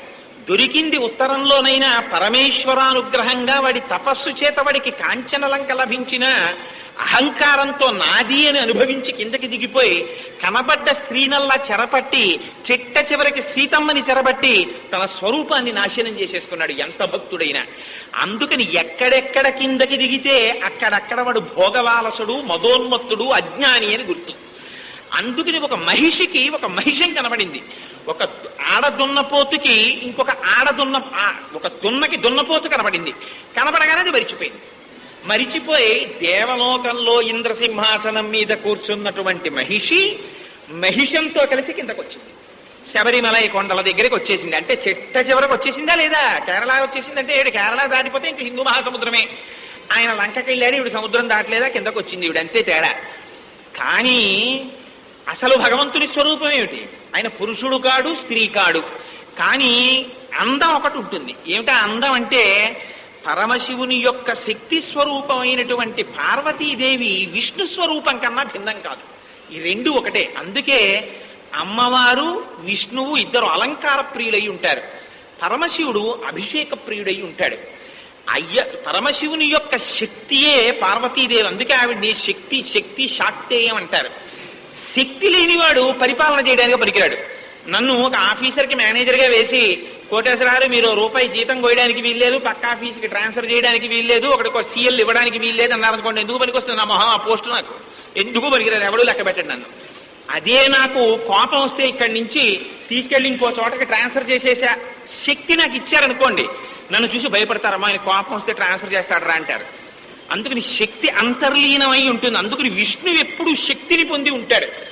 ఆ శక్తి స్వరూపమే పురుష స్వరూపంగా వస్తే విష్ణు స్వరూపం అవుతుంది. అందుకే శంకర భగవత్పాదులు శివానంద లహరిలో బాణత్వం వృషభత్వమర్ధవపుషా భార్యాత్వమార్యాపతే గోణిత్వం సకితా మృదంగ వహతా చేత్యాది రూపం తథౌ తత్పాదే నయనార్పణంచ కృతవాన్ తద్దేహ భాగో హరి పూజ్యాత్ పూజ్యతరస్య ఏవ హిమచేత్కోవా తదన్యోధికః అంటారు. అందుకని ఇది తెలుసుకోలేనటువంటి అజ్ఞాన స్వరూపమై తన శరీరం మాత్రమే బ్రతికుండాలన్న కోరికతో సర్వకాలముల యందు కామములో మగ్గిపోయేటటువంటి పశుస్వరూపమునకు రాక్షస స్వరూపం అని పేరు. అది మహిషి. అందుకని అది కిందకు వచ్చింది మహిషాన్ని చూస్తే. కానీ అది ఏమనుకుంది? హరికి హరుడికి పిల్లలు పుట్టరనుకుంది. కానీ ఈ హరి మోహిని అవతారాన్ని తీసేసుకున్నారు. మోహిని అవతారం అంటే ఏమిటి? పార్వతీదేవి స్వరూపాన్ని పొందాలి. పార్వతీదేవి స్వరూపాన్ని పొందితేనే పరమశివుడు వశుడవుతాడు. పొందాలంటే ఏం చెయ్యాలి? ఆవిడ అనుగ్రహమే కావాలి. ఆవిడ అనుగ్రహం ప్రసరిస్తే ఆవిడ స్వరూపాన్ని పొందుతారు. అందుకే సౌందర్యలహరిలో శంకరాచార్యుల వారి రహస్యాన్ని చెప్పేస్తారు. హరిస్వామారాధ్య ప్రతిపర అని, హరిస్వామారాధ్య ప్రతిభయజరా మృత్యుహరిణీమని ఆ అమ్మవారిది ఈ బీజాక్షరాన్ని, అమ్మవారికి సంబంధించినటువంటి బీజాక్షరాన్ని ఉపాసన చేశారు. ఉపాసన చేస్తే అమ్మవారి స్వరూపాన్ని అయ్యవారు పొందారు. శ్రీ మహావిష్ణువు స్త్రీ స్వరూపాన్ని పుంస్వరూపం పొందింది. పొందితే పరమశివుడికి ఆశ్చర్యం వేసింది. ఏమిటో విష్ణువు అచ్చుమ ఆవిళ్ళే అయిపోయాట, చూడాలనిపించి వచ్చారు. అవతార ప్రయోజనం నెరవేరుతోంది. నిజంగా భగవానుడు తలుచుకున్నాడు అనుకోండి, మనుష్యులకైతే ఒక పరిమితి ఉంటుంది. పిల్లలు పుట్టాలి అంటే ఏదో ఒకటే పద్ధతి ఉంటుంది. కానీ భగవంతుడు తలుచుకున్ననాడు పిల్లలు పుట్టాలి అని ఒక పద్ధతి కాదు. మీరు కావాలంటే దేవీ భాగవతంలో ఈ రహస్యాలు విశేషంగా వర్ణన చేస్తారు. పరమేశ్వరుడు ఎంత శక్తివంతుడో. ఆయన సంకల్ప మాత్రం చేత పిల్లవాడిని ఇస్తాడు. ఆయన తలుచుకున్నాడు అనుకోండి, సజ్జగర్భమునందు పిల్లవాడు పుడతాడు. కన్యాత్వం చెడిపోకుండా పిల్లలు పుడతారు. భగవానుడు తలుచుకుంటే అన్ని రకాలుగా పిల్లల్ని ఇవ్వగలడు. అందుకే మీరు చూడండి, కర్ణుడు ఎలా పుట్టాడు? కర్ణుడు పుట్టినప్పుడు కుంతీదేవి యొక్క కన్యాత్వం చెడదు. అది దుర్వాస మహర్షి యొక్క వరం. భవిష్యత్ ప్రణాళిక గురించి రామారావుపేట శివాలయంలో దేవి భాగవతం చెప్పినప్పుడు ఈ విషయాల్ని మీకు వివరించి ఉన్నాను నేను. అందుకని భగవానుడే తలుచుకున్ననాడు ఎలాగైనా సంతానాన్ని ఇవ్వగలడు. అలాంటి వాడు అవతార ప్రయోజనాన్ని నెరవేర్చడానికి హరిశక్తి హరశక్తి కలిస్తే అందులోంచి అయ్యప్ప స్వామి వారి యొక్క శక్తి ఆవిర్భవించింది. ఈ శక్తి ఆవిర్భవించి అందుకే అది తేజపుంజం. అసలు అయ్యప్ప స్వామి వారి యొక్క స్వరూపం ఏమిటి అంటే, అసలు నిజానికి ఆయనది ఒక స్వరూపం కాదది. అది కేవలం ఒక కాంతి, ఆత్మతత్వం. నిన్న చెప్పానే, రమణ మహర్షి శరీరాన్ని విడిచిపెట్టినప్పుడు వెళ్ళిపోయినది కాంతి స్వరూపం వెళ్ళిందని. ఆయనది కాంతి. అందుకే ఆయన జన్మించినటువంటి దినంగా దేవతలు లెక్క కట్టేటటువంటి మకర సంక్రమణం నాడు ద్వాదశాదిత్యులకు సంబంధించినటువంటి తేజపుంజం ఆయన శరీరంలోంచి పైకొచ్చింది. అందుకని మకర సంక్రమణం నాడు ఇప్పటికీ జ్యోతి దర్శనం అవుతుంటుంది భగవంతుని యొక్క ఆస్తిత్వాన్ని నిరూపించడానికి. అందుకే ఇప్పటికీ కూడా ఆ పాండ్యరాజులకు సంబంధించినటువంటి వంశీయులు ఆ అయ్యప్ప స్వామి వారికి అలంకారం చేయవలసినటువంటి నగలు పెట్టినటువంటి పెట్టె పట్టుకెడుతుంటే ఇప్పటికీ కూడా ఆకాశంలో ఇతర పక్షులు ఉండవట. ఒకే ఒక గరుడ పక్షి వస్తుంది. వచ్చి రాజప్రాసాదం నుంచి ఆ నగల పెట్టె తీసుకుని వెళ్ళి అయ్యప్ప స్వామి వారి దేవాలయానికి తీసుకెళ్లే వరకు ఆకాశంలో చక్కర్లు కొడుతూ ఒక పక్షి మాత్రమే వస్తూ ఉంటుంది దాని వెనకాతల. గరుడుడంటే సాక్షాత్తు వేదం. ఆ వేదము చేత ప్రతిపాదింపబడినటువంటి వాడే భగవానుడు. అందుచేత రెండు విడివడి ఉండవు, ఎప్పుడు ఆ వేదం వస్తుంటుంది వహించి. అందుకని ఆ మకర సంక్రమణ సమయంలో జ్యోతి దర్శనమిచ్చే సమయంలో ఆ గరుడ పక్షి కనపడుతుంది. కనపడి ఆ మకర సంక్రమణ జ్యోతిగా దర్శనమిస్తుంటారు అయ్యప్ప స్వామి వారు. అందుకని ఈ మహిషిని అయ్యప్ప స్వామి సంహారం చేశారు. సంహారం చేసినటువంటి వారు వేరొక స్వరూపాన్ని తాను పొందుతానని చెప్పచ్చు కదా. ఇప్పుడు భగవంతుని యొక్క అవతారాల్లో అనేక ముద్రలు ఉన్నాయి. అన్ని కాలముల యందు భగవానుడు ఒకే రకం ముద్ర పట్టడు. మీరు కావాలంటే చూడండి, తిరుమలలో వెంకటేశ్వర స్వామి వారి సన్నిధానానికి మీరు వెళ్ళారనుకోండి, ఆయన ముద్ర వేరుగా ఉంటుంది, ఇలా ఉంటుంది. అభయముద్ర వరదముద్ర అంటారు దాన్ని. నీకేం బెంగలేదోయ్, నన్ను నమ్ముకున్న వాళ్ళకి సంసారం మోకాళ్ళ పెట్టుకునేటటువంటి వారి సంఖ్య చాలా పరిమితంగా ఉంటుంది. అందుకని భగవానుడు కూడా తన పిల్లల కోరికలు తాను తీర్చకపోతే ఎవరు తీరుస్తారు? అందుకని భగవానుడు అభయముద్ర వరదముద్ర పడతాడు. కానీ అయ్యప్ప స్వామి వారి దగ్గరికి వచ్చేటప్పటికి చిత్రం ఏమిటంటే ఆయన అభయముద్ర వరదముద్ర పట్టరు, ఆయన చిన్ముద్ర పడతారు. ఇలాగ ఈ చిన్ముద్ర పట్టినటువంటి స్వరూపం దగ్గరికి వెళ్ళి నమస్కారం చెయ్యాలన్నా, చిన్ముద్ర పట్టినటువంటి స్వామివారి పాదములకు నమస్కారం చెయ్యగలగాలన్నా జన్మ జన్మాంతర సుకృతంగా ఒక క్లాసు పాస్ అయితే తప్ప స్థాయికి వెళ్ళరు. ఇది యథార్థమైన విషయం చెప్తున్నాను నేను. ఎందుకంటే మీకు ఆంధ్ర యూనివర్సిటీలో చదువుకోవాలి అని కోరిక అనుకోండి. నాకు ఎప్పటి నుంచో కోరికండి యూనివర్సిటీలో చదువుకోవాలని కోరిక. యూనివర్సిటీలో చదువుకోవాలన్న కోరిక తీరాలి అంటే మీరు ఏం చేయాలి? ఎలిమెంటరీ స్కూల్ పాస్ అవ్వాలి, హై స్కూల్ పాస్ అవ్వాలి, ఇంటర్మీడియట్ పాస్ అవ్వాలి, డిగ్రీ పాస్ అవ్వాలి. అప్పుడు యూనివర్సిటీలో సీట్ వస్తే మీరు యూనివర్సిటీలో క్లాసులో వెళ్ళి కూర్చుని ప్రొఫెసర్ గారు చెప్పినటువంటి పాఠాన్ని మీరు వినగలగాలి. తప్పించి ఈ కింద క్వాలిఫికేషన్లు లేకుండా మీరు యూనివర్సిటీకి వెళ్ళాలి అంటే వెళ్ళగలరా? వెళ్ళలేరు. అదే నాకు ఎలిమెంటరీ స్కూల్కి వెళ్ళి చదువుకోవాలని ఉందండి అన్నారనుకోండి, ఏదో ఆ మధ్యాహ్న భోజనం కోసం ఒక పూట వెళ్ళి ఆ స్కూల్కి వచ్చేసినా మీరు ఎలిమెంటరీ స్కూల్కి వెళ్ళి వచ్చేసినట్టే అయిపోతుంది, గొడవ లేదు. కానీ యూనివర్సిటీకి వెళ్ళాలి అనేటటువంటి కోరిక తీరడం మాత్రం అంత తేలిక కాదు. మళ్ళీ అందులోనూ నేను రీసెర్చ్ స్కాలర్ అవ్వాలనుకుంటున్నానండి, నా పేరు పక్క పిహెచ్డి ఉండి డాక్టర్ కోటేశ్వరరావు అనిపించుకోవాలని ఉందన్నారనుకోండి, అదొక స్థాయి. మళ్ళీ అది అందరికీ సాధ్యం కాదు. పీజీ కూడా అయిపోయి మళ్ళీ రీసెర్చ్ చెయ్యాలి. ఇదిగో ఎగ్జాక్ట్ గా అటువంటి స్థితి ఈ చిన్ముద్ర పట్టినటువంటి వారి దగ్గరికి వెళ్ళడం. అందుకని అయ్యప్ప స్వామి వారి దగ్గరికి వెడితే మాత్రం మీరు వెళ్ళడానికి ఒప్పుకోరు. మధ్యలో గురువు ఉండాలి. గురువు ఉండి పంపించాలి శిష్యుణ్ణి.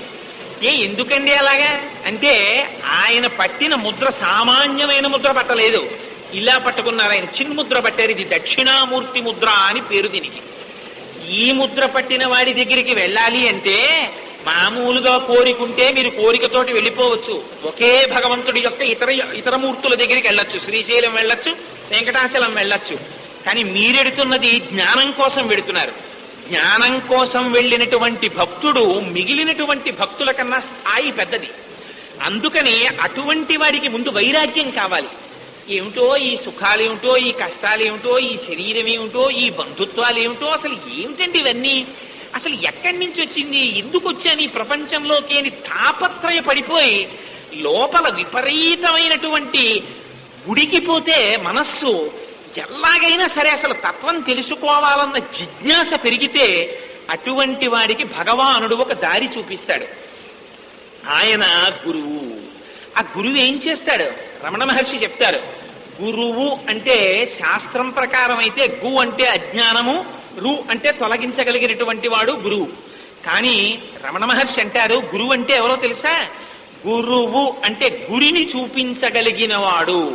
మీ దగ్గర ధనస్సు ఉంది, బాణం ఉంది, మీకు గురి చూడడం చేత కాదు. ఎగ్జిబిషన్కి వెళ్ళారనుకోండి, మీరు మీకు చేతికి ఏదో రూపాయో 2 రూపాయలో ఇస్తే ఇలా గుండ్రంగా ఉండే వెదురు చట్ర అలాంటివి ఇస్తారు. ఇచ్చి అక్కడ సబ్బులన్నీ పేరుస్తారు. పేర్చి ఏదో 2 రూపాయలకు 5, 6 ఇస్తాడు. మీరు దేని మీద వేస్తే దాన్ని మీకు ఇచ్చేస్తామండి అంటారు. పాపం ఈ కర్రలకు అడ్డంగా నుంచి చాలా మంది ఒక కొనుక్కుని విసురుతూ ఉంటారు. ఇలాగ ఎవరిది సబ్బు మీద పడదు, సబ్బు మీద పడి పక్కకన్నా పోతుంది. అక్కడే అన్నీ ఉంటాయి, ఒకదాని మీద కరెక్ట్ గా పడేది ఒక్కడిది ఉండదు. నేను ఎప్పుడు చూడలేదు. మరి ఎప్పుడో ఎవడదో వాడి అదృష్టవశాత్తు పడాలి, కానీ వీడు గురిపెట్టి విసిరిన వాడైతే 6 పడాలి చట్రాలు. 6 నేను గురిపెట్టి విసురుతానని విసిరి సబ్బులట్టుకుపోయిన వాడిని నేను చూడలేదు. మరి ఎప్పుడు ఆధ్యాత్మిక జీవితంలో కూడా అంతే. ఖచ్చితమైన గురి తెలియదు. ఆ గురి తెలిస్తే అందుకని భూమధ్యంలో పెడతారు, బాణాన్ని ఇక్కడ సంధిస్తారు, బాహ్య నేత్రాలు మూసి నాసికాగ్రమునందు నిలిపి మంత్రాన్ని అనుష్ఠానం చేస్తారు. ఆ బాణాన్ని గురి పెట్టడం మనకి రాదు. ఈ రానివాడికి గురి పెట్టడం నేర్పుతాడు గురువు. అంతే తేడా. ఎక్కడుంటాడు ఈ గురువు? రాళ్లల్లో సాలగ్రామం ఉన్నట్లు అన్నారు రమణ మహర్షి. సాలగ్రామం కావాలి అని మీరు అనుకున్నారనుకోండి, మీరు ఏం చెయ్యాలి? సాలగ్రామం కూడా రాళ్లలోనే ఉంటుంది. వెళ్ళాలి, రాళ్ళన్నీ అక్కర్లేని రాళ్ళు తోసేయాలి. తోసేసి అందులోనే ఉంటుంది సాలగ్రామం. సాలగ్రామాన్ని వెతికి పట్టుకోవాలి. పట్టుకుని తెచ్చి ఇంట్లో పెట్టి పూజ చేసుకోవాలి. అందరూ మనుషులలో ఒకడిగా కలిసిపోయి ఉంటాడు గురువు కూడా. నేను గురువునండి అని ప్రకటించుకుని ఇంటింటికి వచ్చి, సార్ నేను గురువుని సార్, నాకు చాలా వచ్చేసాయండి విశేషాలు, మీరు వచ్చి మా దగ్గర నేర్చుకోండి, మేము మంత్రోపదేశాలు చేస్తామండి అని చెప్పుకోరు గురువులు. గురువులు ఏమీ తెలియని వాళ్ళల్లో ఉంటారు. అలా ఉన్నవాడు గురువు. అసలు విచిత్రం. రమణ మహర్షి దర్శనం చేద్దామని ఎక్కడి నుంచో వచ్చి అరుణాచలం కొండ మీదకి వెళ్ళారు. వెడితే రమణ మహర్షి పిల్లలతో గోళీలు ఆడుకుంటున్నారు. ఇక్కడ అంత బ్రహ్మజ్ఞాని. ఆడుకుంటుంటే వచ్చిన వాళ్ళు కొండ మీద అటు ఇటు చూసి ఎక్కడా కనపట్టలేదు ఏమిటంటే రమణ మహర్షి దగ్గరికి వచ్చారు. ఇక్కడ సజీవ గురువు రమణ మహర్షి అని ఉన్నారట, ఎక్కడున్నారు అని అడిగారు. ఆ గుహలో ఉంటాడు అన్నారు ఆయన. ఆ గుహ ఖాళీగా ఉంది, ఎక్కడికి వెళ్ళాడు అన్నారు. ఏమో నాకు తెలియదు ఎక్కడ పోయాడు ఇలాగన్నారు. ఆయన కొండ దిగి వచ్చేస్తున్నారు. వాళ్ళు వచ్చేస్తుంటే ఈయనకి రోజును నీళ్లు పట్టుకొచ్చి పోసేది ఒక ఆవిడ కనపడింది. ఏం వచ్చేస్తున్నారంది అంటే, ఏమో ఆయన అక్కడ లేరు గుహలో, మరి ఎక్కడికి వెళ్ళారు అన్నారు. ఎక్కడికి వెళ్ళడమో ఏమిటి, అక్కడే ఉంటారు, రండి చూపిస్తానని పైకి వస్తే గోళీలు ఆడుకుంటున్నారు పిల్లలతోటి. అదిగో ఆయనే రమణ మహర్షి ఏంది. వాళ్ళు వెళ్ళి కాళ్ళ మీద పడి, భగవాన్ అలా చెప్పారు ఏమిటి, మిమ్మల్ని అడిగితే సజీవ గురువు రమణ మహర్షి ఎక్కడున్నారు అని అడిగితే ఆ గుహలో ఉండేవాడు అని చెప్పారు ఏమిటి అన్నారు. అంటే రమణ మహర్షి అన్నారు, జ్ఞానం ఉన్నవాడైతే నేనే సజీవ గురువు రమణ మహర్షిని అని చెప్పుకోడు. అందుకని అలా చెప్పుకుంటే ఉత్తరక్షణాన్ని జారిపోయినట్టు. అందుకని మీరు అలా అడగనూకూడదు, నేను అలా చెప్పనూకూడదు. మీరు అలా అడిగారు కాబట్టి నేను అలా చెప్పలేదన్నారు. అలా ఇప్పుడు జ్ఞాని లక్షణం అలా ఉంటుందండి. చాలా ఆశ్చర్యకరంగా ఉంటుంది వాళ్ళ ప్రవర్తన. ఆయన్ని చూడడానికి మెడ్రాస్ గవర్నర్ గారు వచ్చారు. వస్తే ఇంకేముంది, ఆ రోడ్డు అంతా పోలీసులే అడుగడుగునాను, ఈలలు, నిజంగా పైలెట్టు అన్నీ వచ్చేస్తున్నాయి. రోజు ఎలాగ ఉంటారో అలాగే ఉన్నారు. ఓ గోచి పెట్టుకుని మట్టి తొక్కుని ఆ మట్టితోటో గోడ కట్టుకుంటున్నారు. ఆయన వచ్చేసారు నిజంగా గవర్నర్ గారు. గబగబా రమణ మహర్షి కూర్చుని హాల్లోకి ఎడుతున్నారు. ఎక్కడ రమణులు అంటే మట్టి తొక్కుని ఆ గోడ కట్టుకుంటున్నారు. అక్కడికే వచ్చి నమస్కారం పెట్టి మాట్లాడి వెళ్ళిపోయారు గవర్నర్ గారు. గవర్నర్ గారు వచ్చారని చేతులు కట్టేసుకుని, ఆ రోజున పట్టుపంచి కట్టేసుకుని సింహాసనం మీద కూర్చుని, రండి గవర్నర్ గారు అని, మేము ఇన్ని చదివాం, మాకు ఇలా వైరాగ్యం వచ్చింది, అలా చెప్తే వాడు జ్ఞాని ఎందుకు అవుతాడు? అందుకని అలా ఉంటారు పరమ గురువులు అన్నవాళ్ళు. అందుకని గురువుని ఎలా వాడికి ప్రతి దాంట్లో గురువే. మీరు దత్తాత్రేయుల వారిని చూడండి, పక్షికి గురి పెడుతున్నాడు బోయేవాడు. ఓహో, ఇలా గురి పెట్టాలని నేర్పావు కాబట్టి నువ్వు నాకు గురువు అన్నారు. రాత్రి నిద్రపోయినప్పుడు శరీరం లేదు కాబట్టి, తెల్లవారితే జాగృతిలో మళ్ళీ శరీరం వచ్చింది కాబట్టి, లేనిది ఉన్నట్టుగా చూపిస్తోంది కాబట్టి శరీరం కూడా ఒక గురువే అన్నారు. ఇలా ఇన్స్పిరేషన్ డ్రా చేస్తారు గురువులు. అటువంటి మహాపురుషుడు గురువు. వాడు అస్తమానం నోరు విప్పడు. మీకు అరణ్యం ఉందనుకోండి, కాకి అస్తమానం కావు కావు కావు కావు అని పొద్దు నుంచి రాత్రి వరకు అరుస్తూనే ఉంటుంది. ఏమీ తెలియని వాడు అరుస్తూనే ఉంటాడు. ఇగో నాలాగా. అసలు అన్నీ తెలిసినవాడు వాడు ఉంటాడు. వాడు ఎప్పుడూ మాట్లాడు, చక్కగా నిశ్శబ్దంగా కూర్చుంటాడు మౌనంగా. అసలు గురువు ఆయన. తనలో తాను రమించిపోతుంటాడు. తెలివి తక్కువడే పరమశివుడిలా కూర్చుంటాడు ఎప్పుడూను. లేవలేడా, కదలలేడా, తిరగలేడా, అలాగా. తనకన్నా భిన్నంగా వేరొకటి లేదు. తాను ఆత్మస్వరూపమై తనలో తాను రమించిపోతుంటాడు ఆత్మ వస్తువుని తెలుసుకుని. అదిగో ఆ స్వరూపం గురుస్వరూపం. ఆ గురుస్వరూపాన్ని వైరాగ్యం వచ్చిన వాడు గురువు కాళ్ళు పట్టుకుంటే తప్ప భగవంతుడెవరో తెలుసుకోవడానికి కావలసిన గురి దొరకదు. ఈయన చిన్ముద్ర పట్టినవాడు, ఈయన జ్ఞానం ఇవ్వడానికి సిద్ధంగా ఉన్నారు. అటువంటి పరమాత్మని చేరాలంటే ఈ వైరాగ్యాన్ని పెంచి పోషించగలిగిన గురువు కావాలి. అలాంటి గురువు పాదాలు పట్టుకుంటే గురువుకు కావలసింది దక్షిణలు ఇచ్చేవాడు కాడు. ఇది యథార్థమైన మాట చెప్తున్నాను. బాగా ఎక్కువ డబ్బులు ఇచ్చే వాళ్ళని చేరతీసేటటువంటి లక్షణం ఉన్నటువంటి వారు ఇలాగా జ్ఞానాన్ని ఇచ్చేటటువంటి గురువులు అని శాస్త్రంలో ఎక్కడా చెప్పలేదు. అందుకే గురువులకి కావలసింది ఆర్తి అంతే. మీరు పీఠాధిపతుల్ని చూడండి, ఒక చంద్రశేఖర పరమాచార్యుల వారిని చూడండి, ఒక లేకపోయినట్టయితే జయేంద్ర సరస్వతి స్వామి వారిని చూడండి. అంతవరకు ఎందుకు మన ఊళ్ళో లేరు రంగరామానుజీయర్ స్వామి వారు, పరిపూర్ణానంద సరస్వతి స్వామి వారు. వీరందరికీ కావలసింది ఆర్తితో 4 విషయాలు నేర్చుకుందాం అనుకున్న శిష్యులు. అలాంటి వాళ్ళందరినీ కూర్చోబెట్టుకుని ఉపదేశాలు చేసి వాళ్ళకి శాస్త్రబోధ చేసి చెయ్యట్లా గురువులు. అందుకని వాళ్ళకి కావలసింది అటువంటి ఆర్తి కలిగిన శిష్యుడు కావాలి. ఆ శిష్యుడు దొరికితే వాడిని కూర్చోపెట్టుకుని గురువు చేసేటటువంటి గొప్ప ప్రయోజనం ఏమిటో తెలుసా అండి? ఆవు లాంటి వాడు గురువు, దూడ లాంటి వాడు శిష్యుడు. దూడ ఏమి చెయ్యక్కర్లేదు. ఆవు పొదుగు దగ్గరికి వెళ్ళి ఓ 2 మాటలు ఇలా ఇలా అంటుంది మూతితోటి. ఇలా అనగానే ఆవు తను తింటుంది. జాగ్రత్తగా ఏటి వారలా అక్కడ కాళ్ళు జారిపోకుండా మెడని జాపి గబగబ గబగబ గడ్డి తినేసి వచ్చి ఒక చోట కూర్చుని ఆ తిన్నదాన్ని మళ్ళీ నోట్లోకి తెచ్చుకుని బాగా నెమరవేసి ఆ లోపలికి పంపించి పాలు చేసి మంచి జ్ఞానవంతమైన ఆహారం చేసి తనేమీ తెలియని దానిలా నిలబడుతుంది. దూడ ఒక్కసారి పలుపిప్పుకోవడమే దూడ ప్రయోజనం. ఆ పాశం విప్పేసుకుందా దూడ, వచ్చి ఆవు పొదుగులో ఇలా మూతి పెట్టి 2 మాటలు పొడిచింది అనుకోండి, ఎవరొచ్చింది, నా దూడ కాదా, దూడ తెల్లగా ఉందా లేదా, నల్లగా ఉందా లేదా, ఇవన్నీ చూడదు ఆవు, వదిలేస్తుంది అంతే పాలు శిరంలోంచి. ఇక తాగడమే దూడ పని. ఇంకా గబ్బ గబ్బ గబ్బ గబ్బ ఉత్కంఠ అన్నారు. అందుకే దూడ తలకి ఇలా వంచితే పాలు దొరకవు, దూడ కంఠం ఎత్తి తాగాలి ఇలాగా. అందుకే చూడండి, మనం తింటే ఇలా తింటాం, అందుకే మనకి జ్ఞానం పట్ల ఉండదు. అంటే ఇలా తింటే వస్తుందా అని అనకండి, ఉత్కంఠ అని అందుకే ఆ మాట వాడారు. వాడు ఎంత ఉత్కంఠతో చూస్తున్నాడు రా అంటారు. ఉత్కంఠ అంటే కంఠం ఎత్తి. ఆవు పాలు జ్ఞానానికి గుర్తు. లేకపోతే పరమశివుడిని ఎత్తి మీద తీసుకొచ్చి పాలు పోసేయడం ఎందుకండి? కోటేశ్వరారు 4 రోజులు ఉపన్యాసాలు బాగా చెప్పారండి, మీ ఎందు మాకు ప్రీతి కలిగిందని బిందుడు పాలు తెచ్చి నా నెత్తి మీద పోసారనుకోండి, ఇంకెప్పుడన్నా వస్తానా ఉపన్యాసానికి? మరి పరమశివుడికి రోజు తీసుకెళ్లి పాలు పోసేస్తున్నారు, ఆయనకి ఎంత బాధ కలగాలి నిజంగాను. చంద్రశేఖర పరమాచార్యులు వారు కంచిలో అమ్మవారి గుడికి వెళ్ళారు. ఒకసారి వెళ్ళి అమ్మవారికి కుంభాభిషేకం చేద్దాం అనుకున్నారు. అనుకుని తీరా లోపలికెళ్ళి అమ్మవారికి పాలతో అభిషేకం చేసి పైకి చూశారు. ఎందుకో చూసేటప్పటికి ఆలయం పెచ్చులు ఊడిపోతోంది. అయ్యయ్యో అమ్మా, నువ్వు ఉన్న గుడి ఇలా అయిపోతోందా, కుంభాభిషేకం కాదు మొత్తం ఈ ప్రాకారం అంతా మార్చేస్తాననుకున్నారు. అనుకున్నదే తడవుగా కుంభాభిషేక క్రతువు నడిపిస్తుండండి, నేను మెద్రాసు వెడతాను, శిష్య సంచారం చేసి డబ్బట్టుకొస్తాను, ఈ గుడి మొత్తం మారుస్తానన్నారు. అని మెద్రాసు వెళ్ళారు. వెడితే ఏమైందో తెలుసా అండి? ఒక 2-3 రోజులు అయింది, రాత్రి అమ్మవారు కనపడింది. చంద్రశేఖర పరమాచార్యుల వారికి ఎలా కనపడిందో తెలుసా?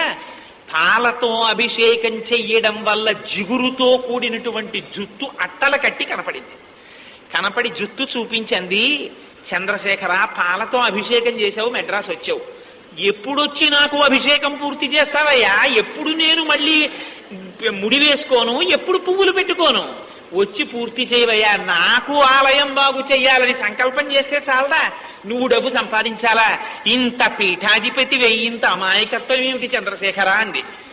అనగానే పడుకున్నవారు పడుకున్నట్టు నిద్రలేచి, ఆ రోజుల్లో మెడ్రాస్కి తలుపులు ఉండేవి, బయట దాటి వెళ్ళాలంటే తలుపులు తీయాలి గవర్నమెంట్.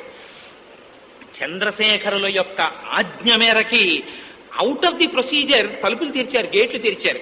అర్ధరాత్రి మెడ్రాస్ దాటొచ్చి కంచిలో అభిషేకం పూర్తి చేశారు. ఎక్కడి నుంచి వచ్చిందో తెలియదు డబ్బు, రూపాయి పట్టరాకుండా మెడ్రాస్ నుంచి వచ్చేశారు. వచ్చి కుంభవృష్టి కింద కురిసేసింది ధనం, పూర్తయిపోయింది దేవాలయం. ఇది నేను అబద్ధం చెప్పాను అనుకుంటారేమో మీరు. చంద్రశేఖర పరమాచార్యుల వారి జీవితం గురించి రాసిన పుస్తకాలు రిఫర్ చేసి చూసుకోండి, నేను అబద్ధం చెప్పానో నిజం చెప్పానో కావాలంటే. అందుకని ఆ భక్తికి వశుడవుతాడు పరమాత్మ. అందుకని అలా గురువు యొక్క అనుగ్రహం కావాలి ముందు. ఆ గురువు దగ్గరికి వెళ్ళి మీరేం చెయ్యాలి? మీరు చెయ్యవలసింది ఏం లేదు. ఆవు దగ్గరికి దూడెళ్ళేటప్పుడు, ఆవా నువ్వు కొంచెం ఈ పచ్చగడ్డి తిని నాకు పాలి అని కొంచెం పచ్చగడ్డి పట్టుకెళ్ళి ఎడుతోందా? వెళ్ళి ఆ శిరముల యందు ఇలా అంటుందంతే, పాలు వదిలేస్తుంది. గురువు దగ్గరికి వెళ్ళి, గురువుగారు నాకు వైరాగ్యంతో అలమటించిపోతున్నాను, ఏమిటి అసలు ఈ సంసారం ఏమిటి, ఈ కుటుంబం ఏమిటి, పుట్టుకేమిటి, చావేమిటి, ఈ రోగం ఏమిటి, జీవితం ఏమిటి, మహాప్రభో నాకు దారి చూపించండి అని పాదాల మీద పడిపోయారా అంతే. గురువుకి ఇంకేం అక్కర్లేదు. చాలు ఒక శిష్యుడు దొరికాడని కూర్చోపెట్టి, ఇంకా తాను ఇంతకాలం ఇతరులు చదవలేకుండా ఉండిపోయినటువంటి గ్రంథములను తాను కొన్ని రోజుల పాటు శ్రమించి చదివి వాటిని మనస్సులోకి తెచ్చి మననం చేసి నిధిధ్యాసం చేసి పాలగా మార్చిన జ్ఞానాన్ని నోటి నుంచి గంగా ప్రవాహం కింద స్రవించేస్తాడు. ఆవు ఎలా పాలను వదిలేసిందో అలా తాను నేర్చుకున్న శాస్త్రజ్ఞానాన్నంతటినీ తేలికగా అరిగిపోయే పాలగా ఆవిచ్చినట్లు తొందరగా అర్థమైపోయేటటువంటి ఉపమానాలతో గురువు శిష్యులకి బోధ చేసేస్తాడు. చేసేగానే ఆపాత మధురమైన ఆ పాలు తాగేస్తాడు. తాగితే వైరాగ్యమునకు జ్ఞానము తోడవుతుంది. ఇప్పుడు తోడైతే ఈ చిన్ముద్ర పట్టకిన వాడి దగ్గరికి వెళ్ళడానికి అధికారం కలుగుతుంది. అందుకని మండల రోజులు గురువును ఆశ్రయించాలి. ఆశ్రయించి గురువు పాదాలు పట్టుకోవాలి. పట్టుకుంటే గురువు ఏం చేస్తాడు? శరణాగతి చేయిస్తాడు. మీకు అందుకే అయ్యప్ప స్వామి వారి యొక్క వైభవం అంతా ఎక్కడుంటుందంటే, శరణుఘోష చెప్పండి, శరణుఘోష చెప్పండి, శరణుఘోష చెప్పండి అంటారు. ఏముంది ఆ నామాలు చెప్తారు. హరిహరపుత్రని అయ్యప్ప శరణం అంటారు, లేకపోతే ఏదో అయ్యప్ప స్వామిని శరణమయ్యప్ప, శరణమయ్యప్ప, శరణమయ్యప్ప, శరణమయ్యప్ప, ఇదే శరణుఘోష. ఏముంది? కలియుగంలో మీరు అశ్వమేధయాగం చేయలేరు, ఇంకొకటి చేయలేరు, ఇంకొకటి చేయలేరు. మీరు ఏం చేస్తారు? స్వామీ శరణం, స్వామీ శరణం, స్వామీ శరణం, శరణం తరుణేందుశేఖర శరణం మే గిరిరాజ కన్యక శరణం పునరేవతా ఉభౌ శరణం నాణ్యతుపైమి దైవతం. స్వామి నువ్వు తప్ప నాకు ఇంకొకరు దిక్కులేదు, నువ్వే కటాక్షించనైన పాదములు పట్టుకుంటే ఆయన గంటల గంటల ప్రసంగం చేసి చెప్పట్ట, ఇలా అంటాడంతే. ఆ జ్ఞానం వచ్చేస్తుంది. ఈ జ్ఞానం రావడానికి కావలసినటువంటి పునాది గురువు వేస్తాడు. 41 రోజులు ఉదయం తన దగ్గర కూర్చోబెట్టుకుంటాడు, సంధ్యావందనం చేయిస్తాడు, పూజ చేయిస్తాడు, తనతో పాటు దేవాలయానికి తీసుకెడతాడు, దర్శనం చేయిస్తాడు, నదిలో స్నానం చేయిస్తాడు. వైరాగ్య భావన అంకురించేటట్టుగా సంసారమునందు ప్రవర్తించకుండా మనస్సుని అరికట్టడం అంటే మాటలు కాదండి. మీరు మీ అంత మీరుగా మనస్సుని బంధించలేరు. ఇందుచేత మనస్సు తనిష్టం వచ్చినట్టు తాను వెళ్ళిపోతుంటుంది. అదేం మీకు వెళ్ళిపోయేటప్పుడు మీకేం చెప్పదు, అది వెళ్ళిపోతుంది దానిష్టం. పైగా అది చెప్పాలనే నియమం లేదు. మీరు ఇక్కడ కూర్చుని ఓం నిధనపతయే నమః, ఓం నిధనపతాంతికాయ నమః అనేటప్పటికీ నిడదవోలు వెళ్ళిపోతుంది. అమ్మదీన సాధ్యం కూడా వెళ్ళిపోయిందిరా నిడదవోలని మళ్ళీ మీరు వెనక్కి తీసుకొచ్చి ఇక్కడ నిలబడవే అని మీరు మళ్ళీ ఓం శివాయ నమః అనేటప్పటికీ తాడేపల్లి గుడి వెళుతుంది. లేకపోతే దొరగారి ఇంటికి వెళ్ళిపోతుంది. ఇలా తిరుగుతుంది. ఇంత తిరిగినటువంటి మనస్సుని మీరు వెనక్కి తేవాలంటే మనస్సుకి ఒకే ఒక బలహీనత ఉంది. ఏమిటో తెలుసా అండి ఆ బలహీనత? దాన్నే బలంగా మార్చి భగవంతుడి దగ్గరికి తిప్పేస్తాడు గురువు. ఇదే చిత్రం గురువు చేసే గొప్పతనం. శ్రవణం కీర్తనం విష్ణోః స్మరణం పాదసేవనం అర్చనం వందనం దాస్యం సఖ్యం ఆత్మనివేదనం అని భక్తి 9 విధాలు. మీ అంత మీకుగా భగవంతుని యందు పూజ చేసి భగవంతుని యందు మనసు నిలబెట్టాలనేటటువంటి సంకల్పము సర్వకాలముల యందు నెరవేరదు. ఎందుకని? అనుబంధం ఏది? ఇప్పుడు మా అబ్బాయి ఉన్నాడు అనుకోండి, వద్దన్నా మా అబ్బాయి చుట్టూ నా మనస్సు తిరుగుతుంటుందో, అనుబంధం ఉంది కాబట్టి. నా భార్య ఉందనుకోండి, ఎక్కడికి వెళ్ళినా నా భార్య చుట్టూ మనస్సు తిరుగుతుంటుంది. 5 అయింది, అదే అది ఉంటే ఒక కప్పు కాఫీ ఇచ్చును అని. భగవంతుడు ఉన్నాడు, మీకు భగవంతుడితో ఎలా సంబంధం కలుగుతుంది చెప్పండి? మీకు ఫ్యాన్తో సంబంధం ఉంటుంది, కరెంటుతో సంబంధం మీకేమిటి? పోయినప్పుడే. ఇది యథార్థం. ఎందుకని? మీకు ఫ్యాన్ కంటికి కనపడుతోంది కాబట్టి మీకు అనుబంధం ఉంది. విద్యుత్తుతో అనుబంధం, ఫ్యాన్ పోతే ఫ్యాన్ ఆగిపోయింది అనరు, కరెంటు పోయిందిరా అంటారు. అప్పుడు లేనప్పుడు తెలుస్తుంది, ఉన్నప్పుడు తెలియబడదు. మీకు సుఖం ఉన్న ఫ్యాన్ తిరుగుతున్నంతసేపు మా ఫ్యాన్ మంచి బాగా తిరుగుతోంది అంటాడు. ఫ్యానులో కరెంటు ఫ్యాన్ తిప్పుతోంది అంటాం. ఫ్యాన్ ఆగిపోతే కరెంటు పోయిందంటాడు. కష్టం వస్తే భగవంతుడు గుర్తొస్తాడు, సుఖం ఉన్నప్పుడు భగవానుడు గుర్తురాడు. కానీ కష్టమునందు సుఖమునందు కూడా అక్కడే ఉండాలంటే మీ కంటికి కనపడనటువంటి వస్తువుతో మీకు అనుబంధం ఏర్పరచాలి. మీరు చూడని విద్యుత్ ఆ ఫ్యాన్ని తిప్పుతోందని మీ మనసు నమ్మేటట్టుగా చెప్పగలిగిన వాడోడు కావాలి. వాడు చెప్పినటువంటి దృష్టాంతముల చేత మీ మనస్సు ఇంతకు ముందు మీరు చూడని భగవంతుని యొక్క పాదముల దగ్గరికి వెళ్ళి నిలబడుతుంది. ఇలా నిలబడేటట్టు ఆలంబన ఇవ్వగలిగిన వాడు గురువు. ఇది మనస్సుకి బలహీనత. ఏ మనస్సు పసిపిల్లవాడు ఒక్కలాంటివి. ఎందుకో తెలుసా అండి? పిల్లవాడు ఏం చేస్తాడంటే ఎప్పుడు ఊరికే ఉండడు. వాడు తల్లి తెలివైంది. తల్లి ఏం చేస్తుందంటే పిల్లాడు ఏడుపు మొదలెడతాడు. ఏడుపు మొదలెట్టగానే ఒక కవ్వం పట్టుకెళ్ళి వాడికి ఇస్తుంది.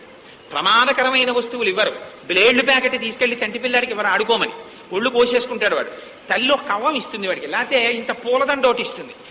ప్రతిదీ నోట్లో పెట్టుకుంటాడు. రుచి చూడడం అన్న దిక్కుమాలిన అలవాటు మనకి పసితనం నుంచి ఉంటుంది. అందుకని తెగిపోనివి ప్రమాదకరం కానివి ముందు అక్కడ పెడతారు. అంతేగాని మొట్టమొదటి షట్చక్ర భేదాన్ని నేర్పేస్తానన్నారు గురువులు.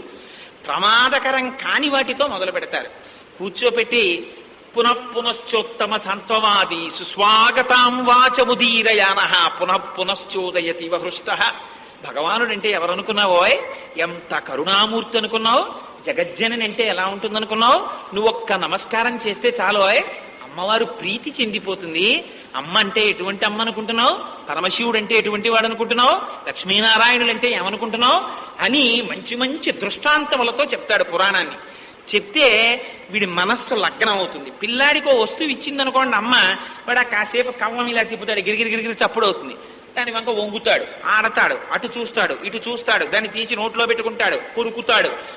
ఆఖరికి ఏ తల దగ్గర తగులుతుంది, దాన్ని తీసి అవతల బారేసి మళ్ళీ ఏడుపు మొదలెడతాడు. అమ్మేం వెర్రిదేవన్నీ ఎత్తేసుకోదు, మళ్ళీ వస్తుంది. వచ్చి కవ్వం తీసేస్తుంది. తీసేసి అక్కడి నుంచి నెయ్యి కాచేసి చల్లారిపోయిన గోకుడు ఉన్న గిన్నోటి వాడి దగ్గర ఎడుతుంది. పెడితే వాడు అందులో గోల్డ్ ఎడతాడు, నోట్లో పెట్టుకుంటాడు, కమ్మగా ఉంటుంది. ఇంకా చాలాసేపు ఆడతాడు, కమ్మగా ఉంది కాబట్టి దాంతో. ఆఖరికి అది విసుగొస్తుంది వాడికి. ఆ గిన్నె అవతల పారేసి మళ్ళీ ఏడుపు మొదలెడతాడు. ఆఖరిని ఎప్పుడో వాడు పడుకోవలసిన టైం ఒకటి ఉందని అమ్మకి తెలుసు. వాడు మర్చిపోవలసిన టైం వచ్చిందని అమ్మకి తెలుస్తుంది. అప్పుడు వాడికి తెలియదు, వాడు హావలిస్తూ ఏడుస్తుంటాడు, పడుకోవాలని కూడా వాడికి తెలియదు. అప్పుడు అమ్మ ఏం చేస్తుందంటే ఉయ్యాల్లో పడుకోబెట్టి చక్కగా ఊపుతుంది జోలపాడి. వాడు తనని తాను మర్చిపోతాడు. అప్పుడు వాడికి గిన్నె అక్కర్లేదు, తపేలా అక్కర్లేదు, కవ్వం అక్కర్లేదు, బొమ్మ అక్కర్లేదు, అమ్మ కూడా అక్కర్లేదు. తనలో తానై తానొక్కడై రమించిపోతూ ఉండిపోతాడు. ఇక్కడ నుంచి అక్కడ వరకు దుఃఖాన్ని అతిక్రమింపచేస్తూ మార్చి మార్చి తన స్వస్థానమునకు చేర్చిన అమ్మలా గురువు మార్చి మార్చి మార్చి మార్చి మీ మనస్సుకి ఒక ఆధారాన్ని అందిస్తాడు. ఓ కృష్ణలీలలు ఎంత బాగుంటాయో అని దశమస్కంధం చెప్తాడు. మీ మనస్సు ఇంటికి వెళ్ళినా, వంట చేస్తున్నా, మాట్లాడుతున్నా, ఎంత బాగున్నాయండి ఆ కృష్ణలీలలు, ఎంత బాగున్నాయండి అని 10 మాటలు తలుచుకుంటారు. ఇప్పుడు ఏమైంది, మనస్సుకు ఒక ఆలంబనం అందింది. అలా మీ మనస్సు దాని వైపుకు మొగ్గడం మొదలు పెడుతుంది. అటువైపుకి ఆభిముఖ్యం ఇస్తాడు, వదిలేయడు. అంతేకాదో ధ్యానం చెయ్యాలంటాడు. అప్పుడు మీ తెలియదు, మీరు చూసారా ఎప్పుడైనా, ఇదిగో ఇలా ఉంటాడో పరమాత్మ అంటే అని ముందు అంటాడు. అని మొదలెట్టిన తర్వాత అంటాడు, ఇదే పరమాత్మ అనుకుంటున్నావా, ఈ శివస్వరూపమే కాదు, అసలు కంటికి తెలియని బ్రహ్మము బ్రహ్మము అంటాడు. అదేమిటంటే మరి అలా ధ్యానం చేయడం. అప్పుడు ఆ ధ్యానం నేర్పుతాడు. చిట్ట చివరికి ఎక్కడికి తీసుకెళ్లిపోతాడు, లోపలికి తీసుకెళ్లిపోతాడు. అంతర్ముఖ సమారాధ్య బహిర్ముఖ సుదుర్లభ. అసలు బయట వెతికితే దొరికేవాడు కాదు రా, ఇక్కడే ఉంది ఆనందం అంటాడు. నిజంగా ఉయ్యాల్లో నిద్రపోయాక ఆనందం అనుభవించిన పిల్లవాడిలా తనలోకి తాను అంతర్ముఖుడై ఇక్కడే ఆనందాన్ని దర్శనం చేస్తూ బయట కష్ట సుఖాల యందు తామరాకు మీద నీటి బొట్టులా ఉండిపోయే స్థితికి గురువు పెంచేస్తాడు. ఆ పెంచేయడమే ఇరుముడి కట్టేయడం. 41 రోజుల దీక్ష తర్వాత 41 రోజులు వైరాగ్యాన్ని తీసుకెడతాడు. అందుకే 41 రోజులు కేశ సంస్కారం ఉండదు. కేశ సంస్కారం అంటే బలవంతంగా మానేయమని కాదు.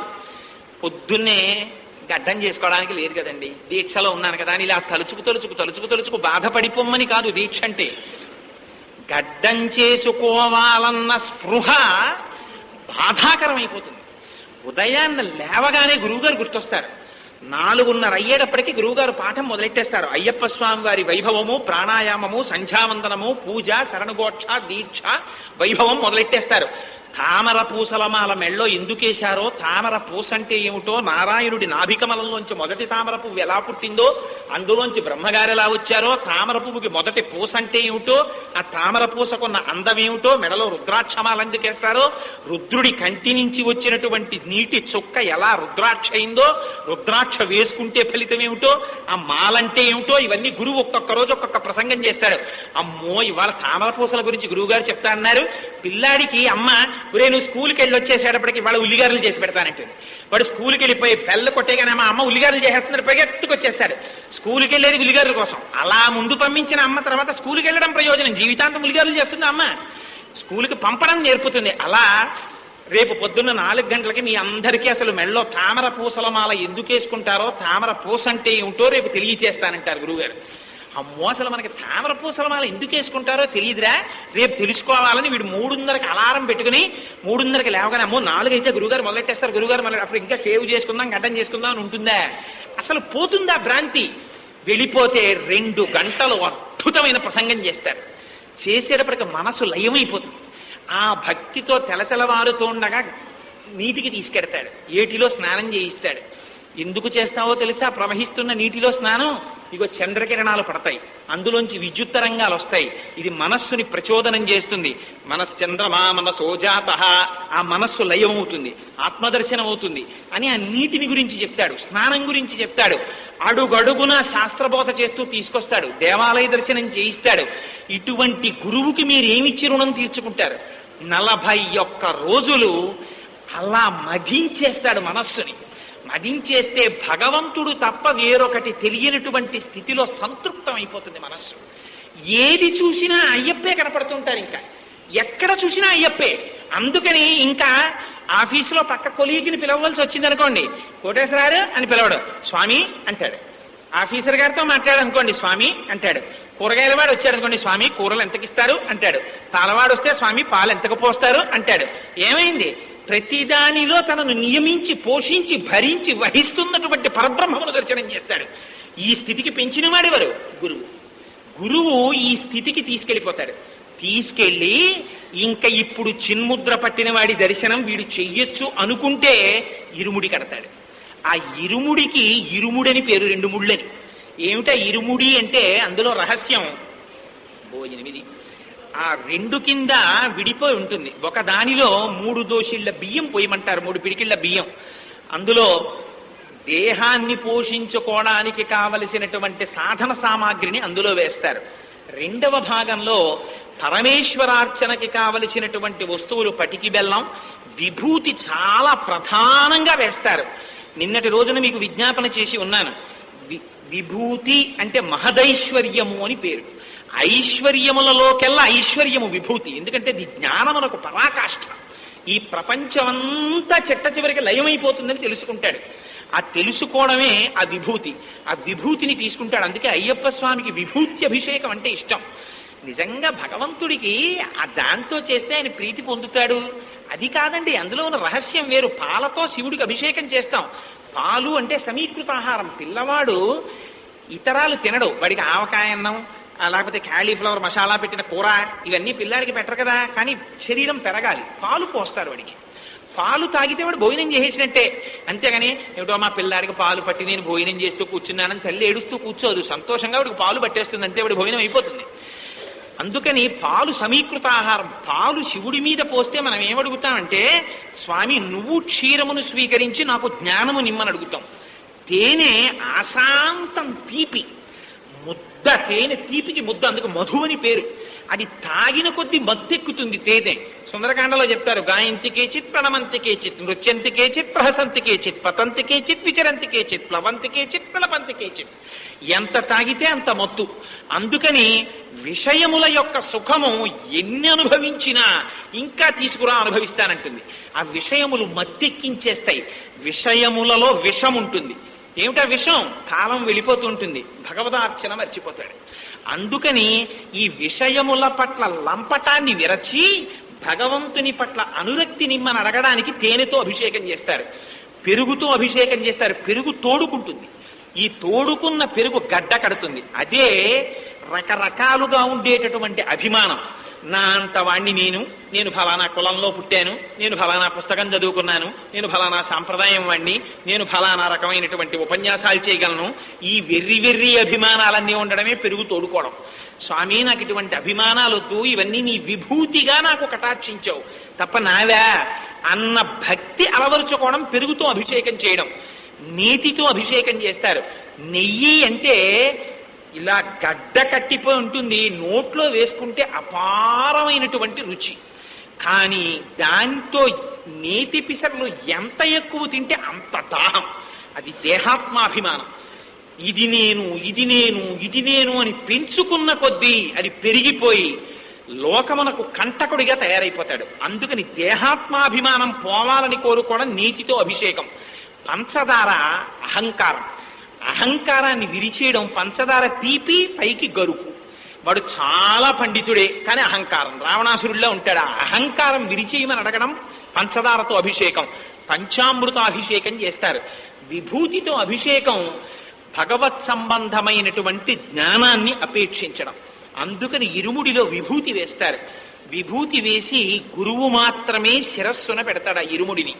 అంటే స్వామి దర్శనమయ్యేంత వరకు ఈ ఉపాధిని పోషించుకుంటాడు. ఈ ఉపాధి లేకపోతే దర్శనం జరగడం కష్టం. దీన్ని ఋతుమంతముగా మార్చాడని గుర్తు గురువు. దీన్ని ఋతుమంతం అంటారు. అప్పటి వరకు దీంట్లో ఎందుకున్నాడు? సుఖాలను అనుభవించడానికి. ఇప్పుడు ఎందుకున్నాడు? భగవద్ దర్శనానికి. దీనికి ఏం తింటాడు? రుచుల కోసం తినడం. అప్పటి వరకు ఏం తిన్నాడు? రుచి కోసం తిన్నాడు. కొంచెం ఉప్పు తక్కువైతే ధర్మేచ అర్ధేచ కామేచ నాతి చరామి మంత్రాలన్నీ మర్చిపోతాడు. కుక్క పిల్ల, పిల్లి పిల్ల అన్ని పెళ్ళానికి పేర్లెట్టి తిడతాడు. ఇప్పుడేమైంది? ఇరుముడి కట్టుకుంటే ఆ పక్కన ఎక్కడో కూర్చుని జాగ్రత్తగా వండుకుని ఇంత కబళాన్ని అక్కడ పెట్టుకుంటే రుచితో నిమిత్తం లేకుండా తింటాడు. ఎందుకు? అక్కడ దర్శనం అయ్యే వరకు ఇది నిలబెట్టడానికి. అది గురువుగారు ఆజ్ఞ. అక్కడికి వెళ్ళి నువ్వు అభిషేకం చెయ్యాలి విభూతితో, అందుకని దీన్ని ఉంచుకోమన్నారు. అందుకని ఇది ఉండడానికి తింటాడు. ఎంత మార్పు వచ్చేసిందో చూడండి. అంటే వశం చేసుకుంటున్నాడు ఒక్కొక్క గుణాన్ని, దేహాన్ని నిలబెట్టుకుంటాడు. వెళ్లే ముందు గురువుగారు ఒక గొప్ప ప్రక్రియ చేస్తాడు. కొబ్బరికాయను ఒక దాన్ని తెచ్చి శిఖ తీసి 3 కన్నులలో ఒక కన్ను పొడిచి నీరు తీసేసి ఎండబెట్టి నీతిని పోసి లక్క పెట్టి సీలు వేసి ఇరుముడిలో పెట్టి ఇది తీసుకెళ్లి కొబ్బరికాయలోనున్న నీతితో అయ్యప్ప స్వామిని అభిషేకించి కొబ్బరికాయను హోమగుండంలో బారాయి. అలాగే గురువుగారు అని ఆ కొబ్బరికాయ పట్టుకుని ఎడతాడు. ఈ ఇరుముడు కట్టుకునే వాళ్ళందరూ శరణఘోష చెప్తుంటారు. అయ్యప్ప స్వామి ఏ శరణం, అయ్యప్ప శరణం, స్వామి శరణం, అయ్యప్ప శరణం అని గురువు గారు ఇవి పోస్తుంటారు. ఏమిటి ఇదంతా? ఎందుకు ఈ రిచువల్ అంటే దాంట్లో గొప్ప రహస్యం ఉంది. కొబ్బరికాయ ఎంత మిగిలినటువంటి కాయలు ఏవైనా గింజలు వేస్తే లేస్తాయి. ఒక్క కొబ్బరికాయ మాత్రం గింజ వేస్తే లేవదు, కాయ వేస్తే లేస్తుంది. మీరు బొండం బొండం పట్టుకెళ్ళి పాతాలి, పాతే మళ్ళీ కొబ్బరి చెట్టు వస్తుంది. అంతేగాని కొబ్బరి ముక్కోటి మా ఇంట్లో నాటానండి అంటే ఏం రాదది. కొబ్బరి బొండం పాతేనే వస్తుంది. కొబ్బరి బొండం పూర్ణఫలం. మీరు ఎప్పుడైనా పూర్ణకుంభం పెట్టారనుకోండి, కొబ్బరి బొండం పెట్టాలి. పూర్ణాహుతి చేశారనుకోండి, కొబ్బరికాయ పనికిరాదు. కొబ్బరికాయ లోపల ఉన్న నీరు తనంత తాను హరించుకుపోయి కొబ్బరి పెంకు నుంచి తనంత తాను విడిపోయి లోపలికి నీరు ఎలా వెళ్ళిందో తెలియదు, ఆ నీరు ఎలా ఆవిరైపోయిందో మీకు తెలియదు. పెంకుతో కొబ్బరి విడిపోతుంది, విడిపోయి లోపలే ఇలా ఉండిపోతుంది. కొబ్బరికాయని తీసి ఇలా అంటే గుడుగుడు ఆడుతూ ఉంటుంది, కానీ లేదా ఉంది కొబ్బరికాయలో. ఆ కొబ్బరికాయని పగలగొట్టారనుకో పెంకు అయిపోతుంది, కొబ్బరి ఒక్కటి కొబ్బరి వస్తుంది. దాన్ని వండుకు తినడానికి వీల్లేదు. కురిడి అయిపోయింది అనుకోండి, దాన్ని పూర్ణాహుతిలో వేసేయమంటారు. తీసుకెళ్లి పూర్ణాహుతిలో వేసేస్తారు. వేసేస్తే పూర్ణాహుతి అంటే అక్కడతో ఫలితం పూర్తయిపోతుంది. ఆ అగ్నిహోత్రాన్ని చూసి నమస్కారం చేస్తారు. పూర్ణాహుతికి ప్రదక్షిణం చేసేస్తే క్రతువంతటికి చేసేసినట్టే నమస్కారం చేసేస్తారు. ఏమిటి కొబ్బరికాయకి విచిత్రం? కొబ్బరికాయకి పైన పీచు అంటే పైన ఉండేటటువంటి పీచు, లోపల పెంకు, ఆ లోపల కొబ్బరి, నారికేళ పాకం అని పేరు. ఇన్ని పగలకొట్టి కొబ్బరిని పళ్ళతో పీకు తింటే రుచి, లేకపోతే కొబ్బరి రుచి తెలియదు. అలా స్థూల సూక్ష్మ కారణ శరీరములకు అసలు కారణమైనటువంటి బ్రహ్మం ఇక్కడ ఉంటుంది. ఇది తెలుసుకోవాలంటే ఈ మూడింటిని తీయాలి. ఇది తీయడం మనకి చేత కాదు. సత్వ రజస్ తమస్ అనేటటువంటి 3 గుణముల చేత ఆవురింపబడి జాగ్రత్త స్వప్న సుషుప్తి అనే 3 అవస్థల్లో తిరుగుతుంటాడు ఎప్పుడు. వీడిని జ్ఞానం కలిగించడానికి గురువు ఏం చేస్తాడంటే ఆ సత్వము రజస్సు తమస్సు అనే 3 గుణాల్లో సత్వం అనే గుణాన్ని ఓపెన్ చేస్తాడు, రజస్సు తమస్సుని మూత పెడతాడు. అంటే ఏమి కాదండి, రామకృష్ణ పరమహంస మాటల్లో అయితే తేలికగా చెప్పాలంటే సత్వరజస్ తమస్సులంటే 3 దొంగలు అడవిలో ఉన్నారట. ఎవడో పాపం డబ్బున్నవాడు అడవిలో వెళ్ళిపోతున్నాడు, దొంగలు పట్టుకున్నారు. ఒక దొంగ అన్నాడు, వీడి దగ్గర నగదంతా తీసేసుకోండిరా అన్నాడు. రెండో వాడు అన్నాడు, ఒరే తీరా తీసుకున్న తర్వాత వీడు ఊళ్ళోకి పరిగెత్తుకెళ్ళి ఇప్పుడే నన్ను దోచుకున్నారు పట్టుకోండి అని పోలీసులు తీసుకొస్తాడేమో, వీడు పరిగెత్తకుండా కాళ్ళు చేతులు కట్టేయండి అన్నాడు. మూడో వాడు అన్నాడు, అసలు వీడిని కాళ్ళు చేతులు కడితే మాత్రం మళ్ళీ ఏ తెంపుకు పారిపోవడం ఏటో ఒక్క పోటు పొడిచి చంప అసలు పారిస్తే గొడవ వదిలిపోతుంది అన్నాడు. అంటే ఆఖరికి మొదటి వాడు ఒప్పించాడు, దోచేసుకున్నారు. రెండో వాడి మాట ప్రకారం కాళ్ళు చేతులు కట్టారు, అక్కడ పారేసి వెళ్ళిపోతున్నారు 3. ఆ ధనం పట్టుకుని చాలా దూరం వెళ్ళారు, పడుకున్నారు. మొదటి వాడికి అయ్యో పాపం వాడు డబ్బు తీసుకున్నాం, కాళ్ళు చేతులు కట్టేశాం, కొంప తీసి ఏ పాము ఏ పులో వస్తే వాడు పరిగెత్తలేడు కదా, ఎందుకు వచ్చిందని వెనక్కి వచ్చాడు. వచ్చి కాళ్ళు చేతులకి కట్లిప్పేసి, ఏమనుకోకండి మీ డబ్బు తీసేసుకున్నాం, మిమ్మల్ని కట్టేశాం, నేను మీ డబ్బు ఇవ్వలేను కానీ మీ ఊరి దగ్గర దింపేస్తాను, ఒక్కరు వెళ్ళడానికి భయం కదా అని ఆ ఊరి పొలి మేర దాకా వెళ్ళి మీరు ఊళ్ళోకి వెళ్ళిపోండి అన్నాడు. అంటాడు కానీ వీడు ఊళ్ళోకి వెళ్ళడు ఈ దొంగ, ఎందుకంటే రచ్చకబట్లు పట్టుకుంటారని భయం వీడికి, వెనక్కి వచ్చేస్తాడు. ఇందులో చంపేద్దామన్నది తమోగుణం, కాళ్ళు చేతులు కట్టి దోచుకుందామన్నది రజోగుణం. ఫోన్లే ఎలాగో దోచుకున్నామని వెనక్కి తీసుకెళ్లి విడిచిపెట్టేసింది సత్వగుణం. సత్వగుణం ఎంతవరకు పనికొస్తుందంటే మంచితనంగా పనికొస్తుంది, భగవద్ దర్శనం చేయించలేదు. కానీ సత్వగుణంతో జ్ఞానం వైపుకి తీసుకెళ్ళగలిగిన వాడు గురువు. అందుకని దాంట్లోకి నీతిని నింపుతాడు, నీటిని తీసేస్తాడు. నీరున్నంతసేపు కొబ్బరి పెంకు నుంచి విడివడదా, నీరు ఆవిరైపోవాలి. ఆ నీరు తీసేయడం అంటే అజ్ఞానాన్ని తీసేస్తాడు. తీసేసి తెల్లటి కొబ్బరి ఉంటుంది లోపల, ఇప్పుడు శుద్ధ సత్వంగా తయారు చేస్తాడు 41 రోజుల్లో మనస్సుని. ఈ మనస్సు భగవదర్పణకి మాత్రమే ఉపయోగపడే రీతిని పొందుతుంది. ఇప్పుడు దీన్ని నేతితో పూరిస్తాడు. నేతితో పూరించడమే, ఇంకోటి పోయకూడదన్నారు. ఎందుకు పోయకూడదు అంటే, భగవంతుని యొక్క గుణ విభూతులు ఏ కథలుగా శాస్త్రములలో చెప్పబడ్డాయో అటువంటివి చెప్పబడినటువంటి వాటికే పాలు అని పేరు. ఆ పాలని వైరాగ్యం అనేటటువంటి అగ్నిహోత్రం తగలగానే పైకి పొంగుతుంది. పొంగగానే ఆచార్యుడనేటటువంటి వాడు తజ్జలాన్ అనేటటువంటి నీళ్లు తెచ్చి చిలుకుతాడు. భగవంతుని రూపగుణ విభూతులను అత్యంత అందముగా వర్ణన చేస్తాడు. చేస్తే ఆ తాత్కాలికముగా వచ్చిన వైరాగ్యం లోపలికి దిగి పాలు ఉడికి కమ్మగా తయారై పైన తెట్టు కడతాయి. అయితే అక్కడతో సరిపోతుందా? సరిపోదు. గురువు తన స్వానుభవం అనేటటువంటి కొంత పెరుగుని తెచ్చి ఇందులో కలుపుతాడు. పెరుగు కలపకపోతే మళ్ళీ పెరుగుతో తోడుకోదు. పెరుగేసి కదిపారనుకోండి తోడుకోదు. తోడు పెట్టేసిన గిరిని అస్తమానం వెళ్ళి పెరుగు అవుతోందో లేదో అని ఇలా అంటే తోడుకోదు. అలా వదిలేయాలి దాన్ని. గురువు యొక్క అనుభవాన్ని కొంత శిష్యుడికి అందించి అస్తమానం గురువుగారి దగ్గర కూర్చోబెట్టుకుని అస్తమానం గురువుగారి పట్టుకు తినకూడదు. ఏమండి మాకు అనుమానాలు ఉన్నాయి అని ఓహో వచ్చి గురువుగారి మీద పడిపోతూ ఉండకూడదు. గురువుగారు చెప్పింది విని లోపల మననం చేసుకోవాలి. అంతేగాని అస్తమానం దొరికాడు కదా అని 24 గంటలు వాడి పట్టుకుని వేధించేస్తే ఎప్పుడు రాకుండా వరి పారిపోతాడు వాడు. అందుకని వాడి ఇచ్చిన అనుభవంతో లోపల మననం చేసి నిధిధ్యాసం చెయ్యాలి. అది కదలిక లేనటువంటి స్థితిలో శిష్యుడు కూర్చుంటాడు. కూర్చుంటే పెరుగవుతుంది, తోడుకుంటాడు. ఇప్పుడు అందులోకి మనస్సు అనే కవ్వాన్ని దింపుతాడు. భక్తి అనే తాడు కడతాడు, చిలుకుతాడు. చిలికితే అందులోంచి వెన్నొస్తుంది. అంటే భగవంతుడి నుంచి విడివడి ఉండలేని స్థితి ఏర్పడుతుంది. మజ్జిగలో తేలుతుంది, అగ్నిహోత్రానికి కరుగుతుంది. అంటే సంసారంలో ఉండవలసి వస్తే తేలిపోతాడు, భగవంతుడి నుంచి విడివడి ఉండవలసి వస్తే కరిగిపోతాడు. అటువంటి స్థితి వచ్చిన తరువాత గురువు చెప్పేటటువంటి శాస్త్రబోధ చేత, ఆ ఉపనిషత్ జ్ఞానం చేత తాను కూడా గురువు యొక్క స్థితిని పొందుతాడంటే పూర్ణమైన జ్ఞానంగా నీతిగా తయారవుతాడు. ఈ నెయ్యి భగవదర్పణకి పనికొస్తుంది. మీరు భోజనపు విస్తట్లో అన్నీ వేసినా నివేదన చేయరు. కొద్దిగా నెయ్యి అభికరించండి, నైవేద్యం పెట్టుకుంటా ఉంటారు. నెయ్యి వేసిన తరువాత మాత్రమే నైవేద్యంలా పాలలోంచి నెయ్యి వచ్చిన నెయ్యి పాలవదు, పాలు నెయ్యి అవుతుంది కానీ నెయ్యి పాలవదు. ఒకసారి భగవద్జ్ఞానం వచ్చిన తర్వాత ఇక లౌకికంలోకి వెళ్ళాడు. లౌకికంలో ఉన్నవాడు గురువు యొక్క మాట చేత ఎప్పటికోప్పటికి భగవద్జ్ఞానానికి వస్తాడు. ఈ నేతిని ఈ శుద్ధ సత్వంలోకి పూరిస్తాడు. పూరించి మూస్తాడు. మూసి ఈ నేతిని, ఈ జ్ఞానం ఎందుకు పనికి రావాలి? కేవలం భగవద్ దర్శనానికి పనికి రావాలి. అయ్యప్పకే అభిషేకం చేయమంటాడు. త్రిగుణములతో కూడినటువంటి జాగ్రత్త స్వప్న సుషుప్తులతో కూడుకున్నటువంటి స్థూల సూక్ష్మ కారణ సంఘాతమైన శరీరం మాత్రం ఏదో ఒకనాడు అగ్నిలో పడిపోతుంది తెలుసుకో. ఇది ఉండదు, కానీ ఇది ఉన్నంత కాలం భగవదారాధనకి ఉపయోగపడాలని తెలుసుకో అని చెప్తాడు.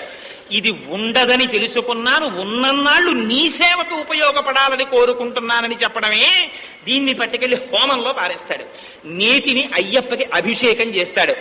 అభిషేకము చేయబడిన నీతిని ప్రసాదంగా తెచ్చుకుంటాడు. భగవంతుని యొక్క శేషత్వ జ్ఞానాన్ని తనతో తెచ్చుకుని తను జ్ఞానిగా నిలబడిపోతాడు. మళ్ళీ ఆ గురువే ఇరుముడి దింపి, నాయనా ఇప్పుడు నీకు మెడలో మాల అక్కరలేకపోయినా నువ్విహ తామరాకు మీద నీటి బొట్టివి, సంసారములో ఉండి ఉండని వాడివి అంటాడు. ఇంతకు ముందున్న రాక్షస ప్రవృత్తి పోయి ఇప్పుడు తాను మనిషిగా బ్రతకడం నేర్చుకుంటాడు. ఇది గురువు చేత నువ్వు నా దగ్గరికి వస్తే నేను నీకు ఇచ్చానని చెప్పడానికి ఆయన చిన్ముద్ర పడతారు.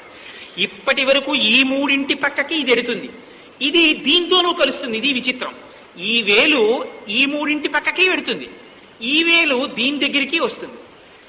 చిత్రం ఏమిటంటే మీరు దీన్ని ఈ మూడింటితో కలిపి ఇలా చూపించినంత కాలం లోకాన్ని చూపిస్తుంది, అనుభవించమని మిమ్మల్ని చూపిస్తుంది. దీన్ని తీసుకొచ్చి దీంతో ఇది ఎప్పుడూ వీళ్ళతో కలవదు, వేరుగా ఉంటుంది. కానీ ఇది లేకపోతే ఇవి ఉండి ప్రయోజనం లేదు. మీరు చాలా జాగ్రత్తగా గమనించాలి ఈ ముద్రని.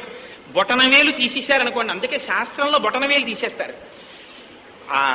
ఈయనకి ద్రోణాచార్యుల వారు ఏకలవ్యుడికి ఏ వేలు తీసేశారు? బొటనవేలు తీసేశారు. సరి అయిన ప్రయోగం చెయ్యట్లేదు కాబట్టి. ఆయనే అనవసరంగా తెలియదు. ఇప్పుడు భారతం ఎందుకు కానీ మహాప్రభు ఆ బొటనవేలు తీసేశారు. బొటనవేలు చాలా ముఖ్యమైనటువంటిది. బొటనవేలికి బ్రహ్మమని పేరు, ఈశ్వర అని పేరు దీనికి. ఇది లేదనుకోండి ఇవి ఉండి అనవసరం, గ్రిప్ ఉండదు, పట్టు ఉండదు. ఇది ఉందనుకోండి ఇవన్నీ కలిపి పట్టుకుంటాయి. ఇది లేదనుకోండి ఉండి పట్టుకో.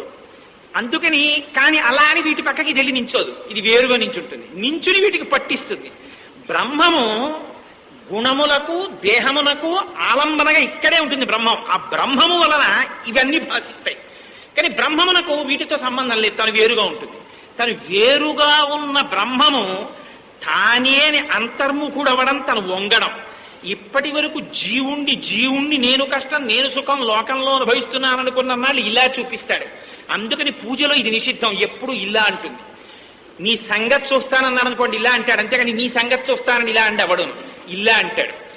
లోకం పట్ల కక్ష, లోకము పట్ల ప్రీతి, ఈ రెండు దీనితో వెల్లడవుతాయి. ద్వంద్వం చూపించినంత కాలం ఇది. ఇప్పటి వరకు రెండని చూపించి భ్రాంతిలో పెట్టింది రెండు కాదు, ఉన్నది ఒకటే. అంటే ఇది వంగాలి. ఇది వంగాలంటే 41 రోజులు గురువు మాటలు వినాలి. వింటే ఇది వంగుతుంది, వంగి దీంతో కలుస్తుంది. పూర్ణాత్ పూర్ణమిదం అని ఇది పూర్ణమైపోతుంది. ఇప్పటి వరకు జీవుడు అన్నవాడు బ్రహ్మమైపోతాడు. ఈ మూడు అలా నిలబడిపోతాయి. సత్వమునకు రజస్సుకు తమస్సుకు, జాగ్రత్తకు స్వప్నమునకు సుషుప్తికి తాను సాక్షిగా నిలబడిపోతాడు. అప్పుడు రమణులు మాట్లాడినట్టు మాట్లాడతాడు. ఇది చూస్తోంది అంటాడు, ఇది పడుకుంది అంటాడు, ఇది గాఢ నిద్ర పోయింది అంటాడు. తానెవరు? దీని మెలకువకు, దీని స్వప్నమునకు, దీని సుషుప్తికి తాను సాక్షి.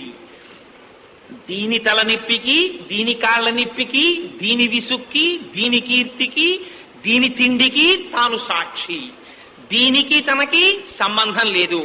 ఇది వెళ్ళిపోతుంది, తాను వెళ్ళడు, తాను ఎప్పుడు ఉండిపోతాడు.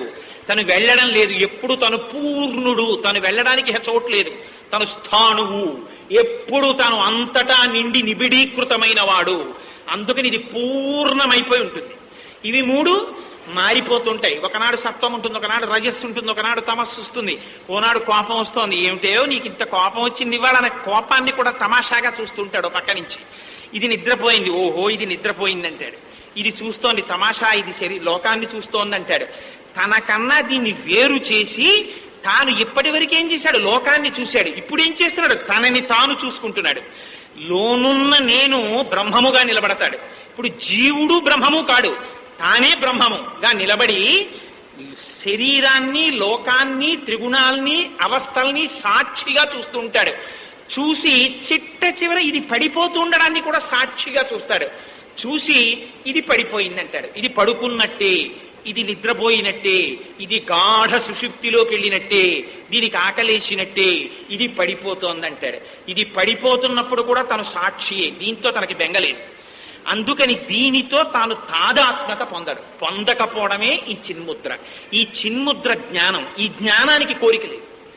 మా అబ్బాయికి ఉద్యోగం వస్తుందా, మా ఆవిడికి ప్రమోషన్ వస్తుందా, నాకు ట్రాన్స్ఫర్ అవుతుందా, దీనికి చిన్ముద్రకి సంబంధం లేదు. అందుకని చిన్ముద్రని కోరుకున్నవాడు అభయముద్రలు కోరుకున్న వాళ్ళలాగా ఈ కోరికలతో వెళ్ళాడు. జ్ఞానాన్ని కోరుకున్నవాడు గురువు దగ్గరికి వెళ్ళి 41 రోజులు మండల దీక్ష చేసి అయ్యప్ప దర్శనానికి వెడతాడు. వెడితే ఆయన చిన్ముద్ర పట్టి ఇలా అంటాడు. అసలు ఈ భక్తి నీకు ఏర్పడకపోతే ఈ జ్ఞానం రాదు. అందుకని ఇప్పుడు జ్ఞానం వచ్చిందని భక్తిని వదిలేస్తే ఇది నిలబడదు. అందుకని ఈ భక్తిని, జ్ఞానాన్ని నిలబెట్టుకోమంటారు. అందుకని తాను జ్ఞాని అయినా బ్రహ్మమునంతటా అయ్యప్పని చూస్తాడు.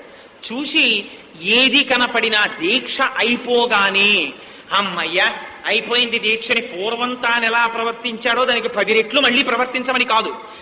గురువు యొక్క శాస్త్రవచనం లోపల తిరుగుతూనే ఉండాలి.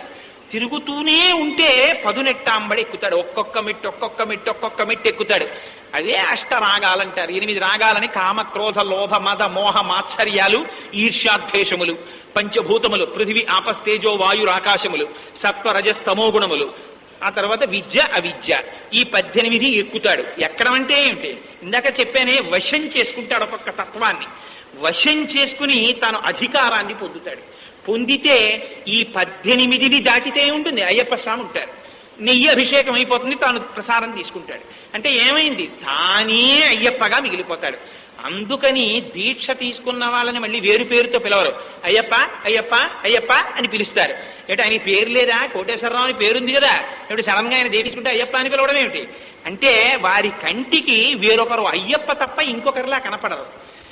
అయ్యప్ప కనబడితే మిగిలిన వారికి కూడా వారు దీక్షలో ఉన్నారు కాబట్టి వారి తేజస్సు చేత వెలిగిన దీపము ఆరిన దీపాన్ని వెలిగించినట్టు దీక్ష లేని వారికి కూడా బ్రహ్మమే కనపడుతూ ఉంటుంది. ఇదిగో ఇంత స్థితికి తీసుకెళ్లగలిగినటువంటి గొప్ప దీక్ష అయ్యప్ప స్వామి వారి దీక్ష. అటువంటి మహానుభావుడు జ్ఞానస్వరూపమై కూర్చున్నటువంటి మూర్తి ఇవ్వలేనిది ఉండదు. తాను ఆత్మయై పరబ్రహ్మమై ఈశ్వరుడై నిరాకారుడై నిరంజనుడై సాకారుడై సదాశివుడై సద్గురువై అక్కడ భాసిస్తున్నటువంటి మూర్తి మీ స్థాయినే మార్చిన వాడు మీ సామాన్యమైన కోర్కెలు తీర్చడం ఆయనకి కష్టమా? అందుకని అసలు వరదముద్ర అభయముద్ర పటరు అయ్యప్ప. అంత భక్తి కలిగిన వాడిని సర్వకాలముల యందు ఆయనే కాపాడుకుంటారు. ఎందుకని అనన్యాశ్చింతయంతో మాం ఏ జనాః పర్యుపాసతే తేషాం నిత్యాభియుక్తానాం యోగక్షేమం వహామ్యహం. ఆ భక్తుణ్ణి విన్నంటి అయ్యప్ప స్వామి వారే కాపాడుకుంటారు. అందుకని అటువంటి స్థితికి తీసుకెళ్లగలిగినటువంటి మహోత్కృష్టమైనటువంటి దీక్ష అయ్యప్ప దీక్ష. అటువంటి స్వామి దర్శనం జన్మ జన్మాంతర సుకృతం.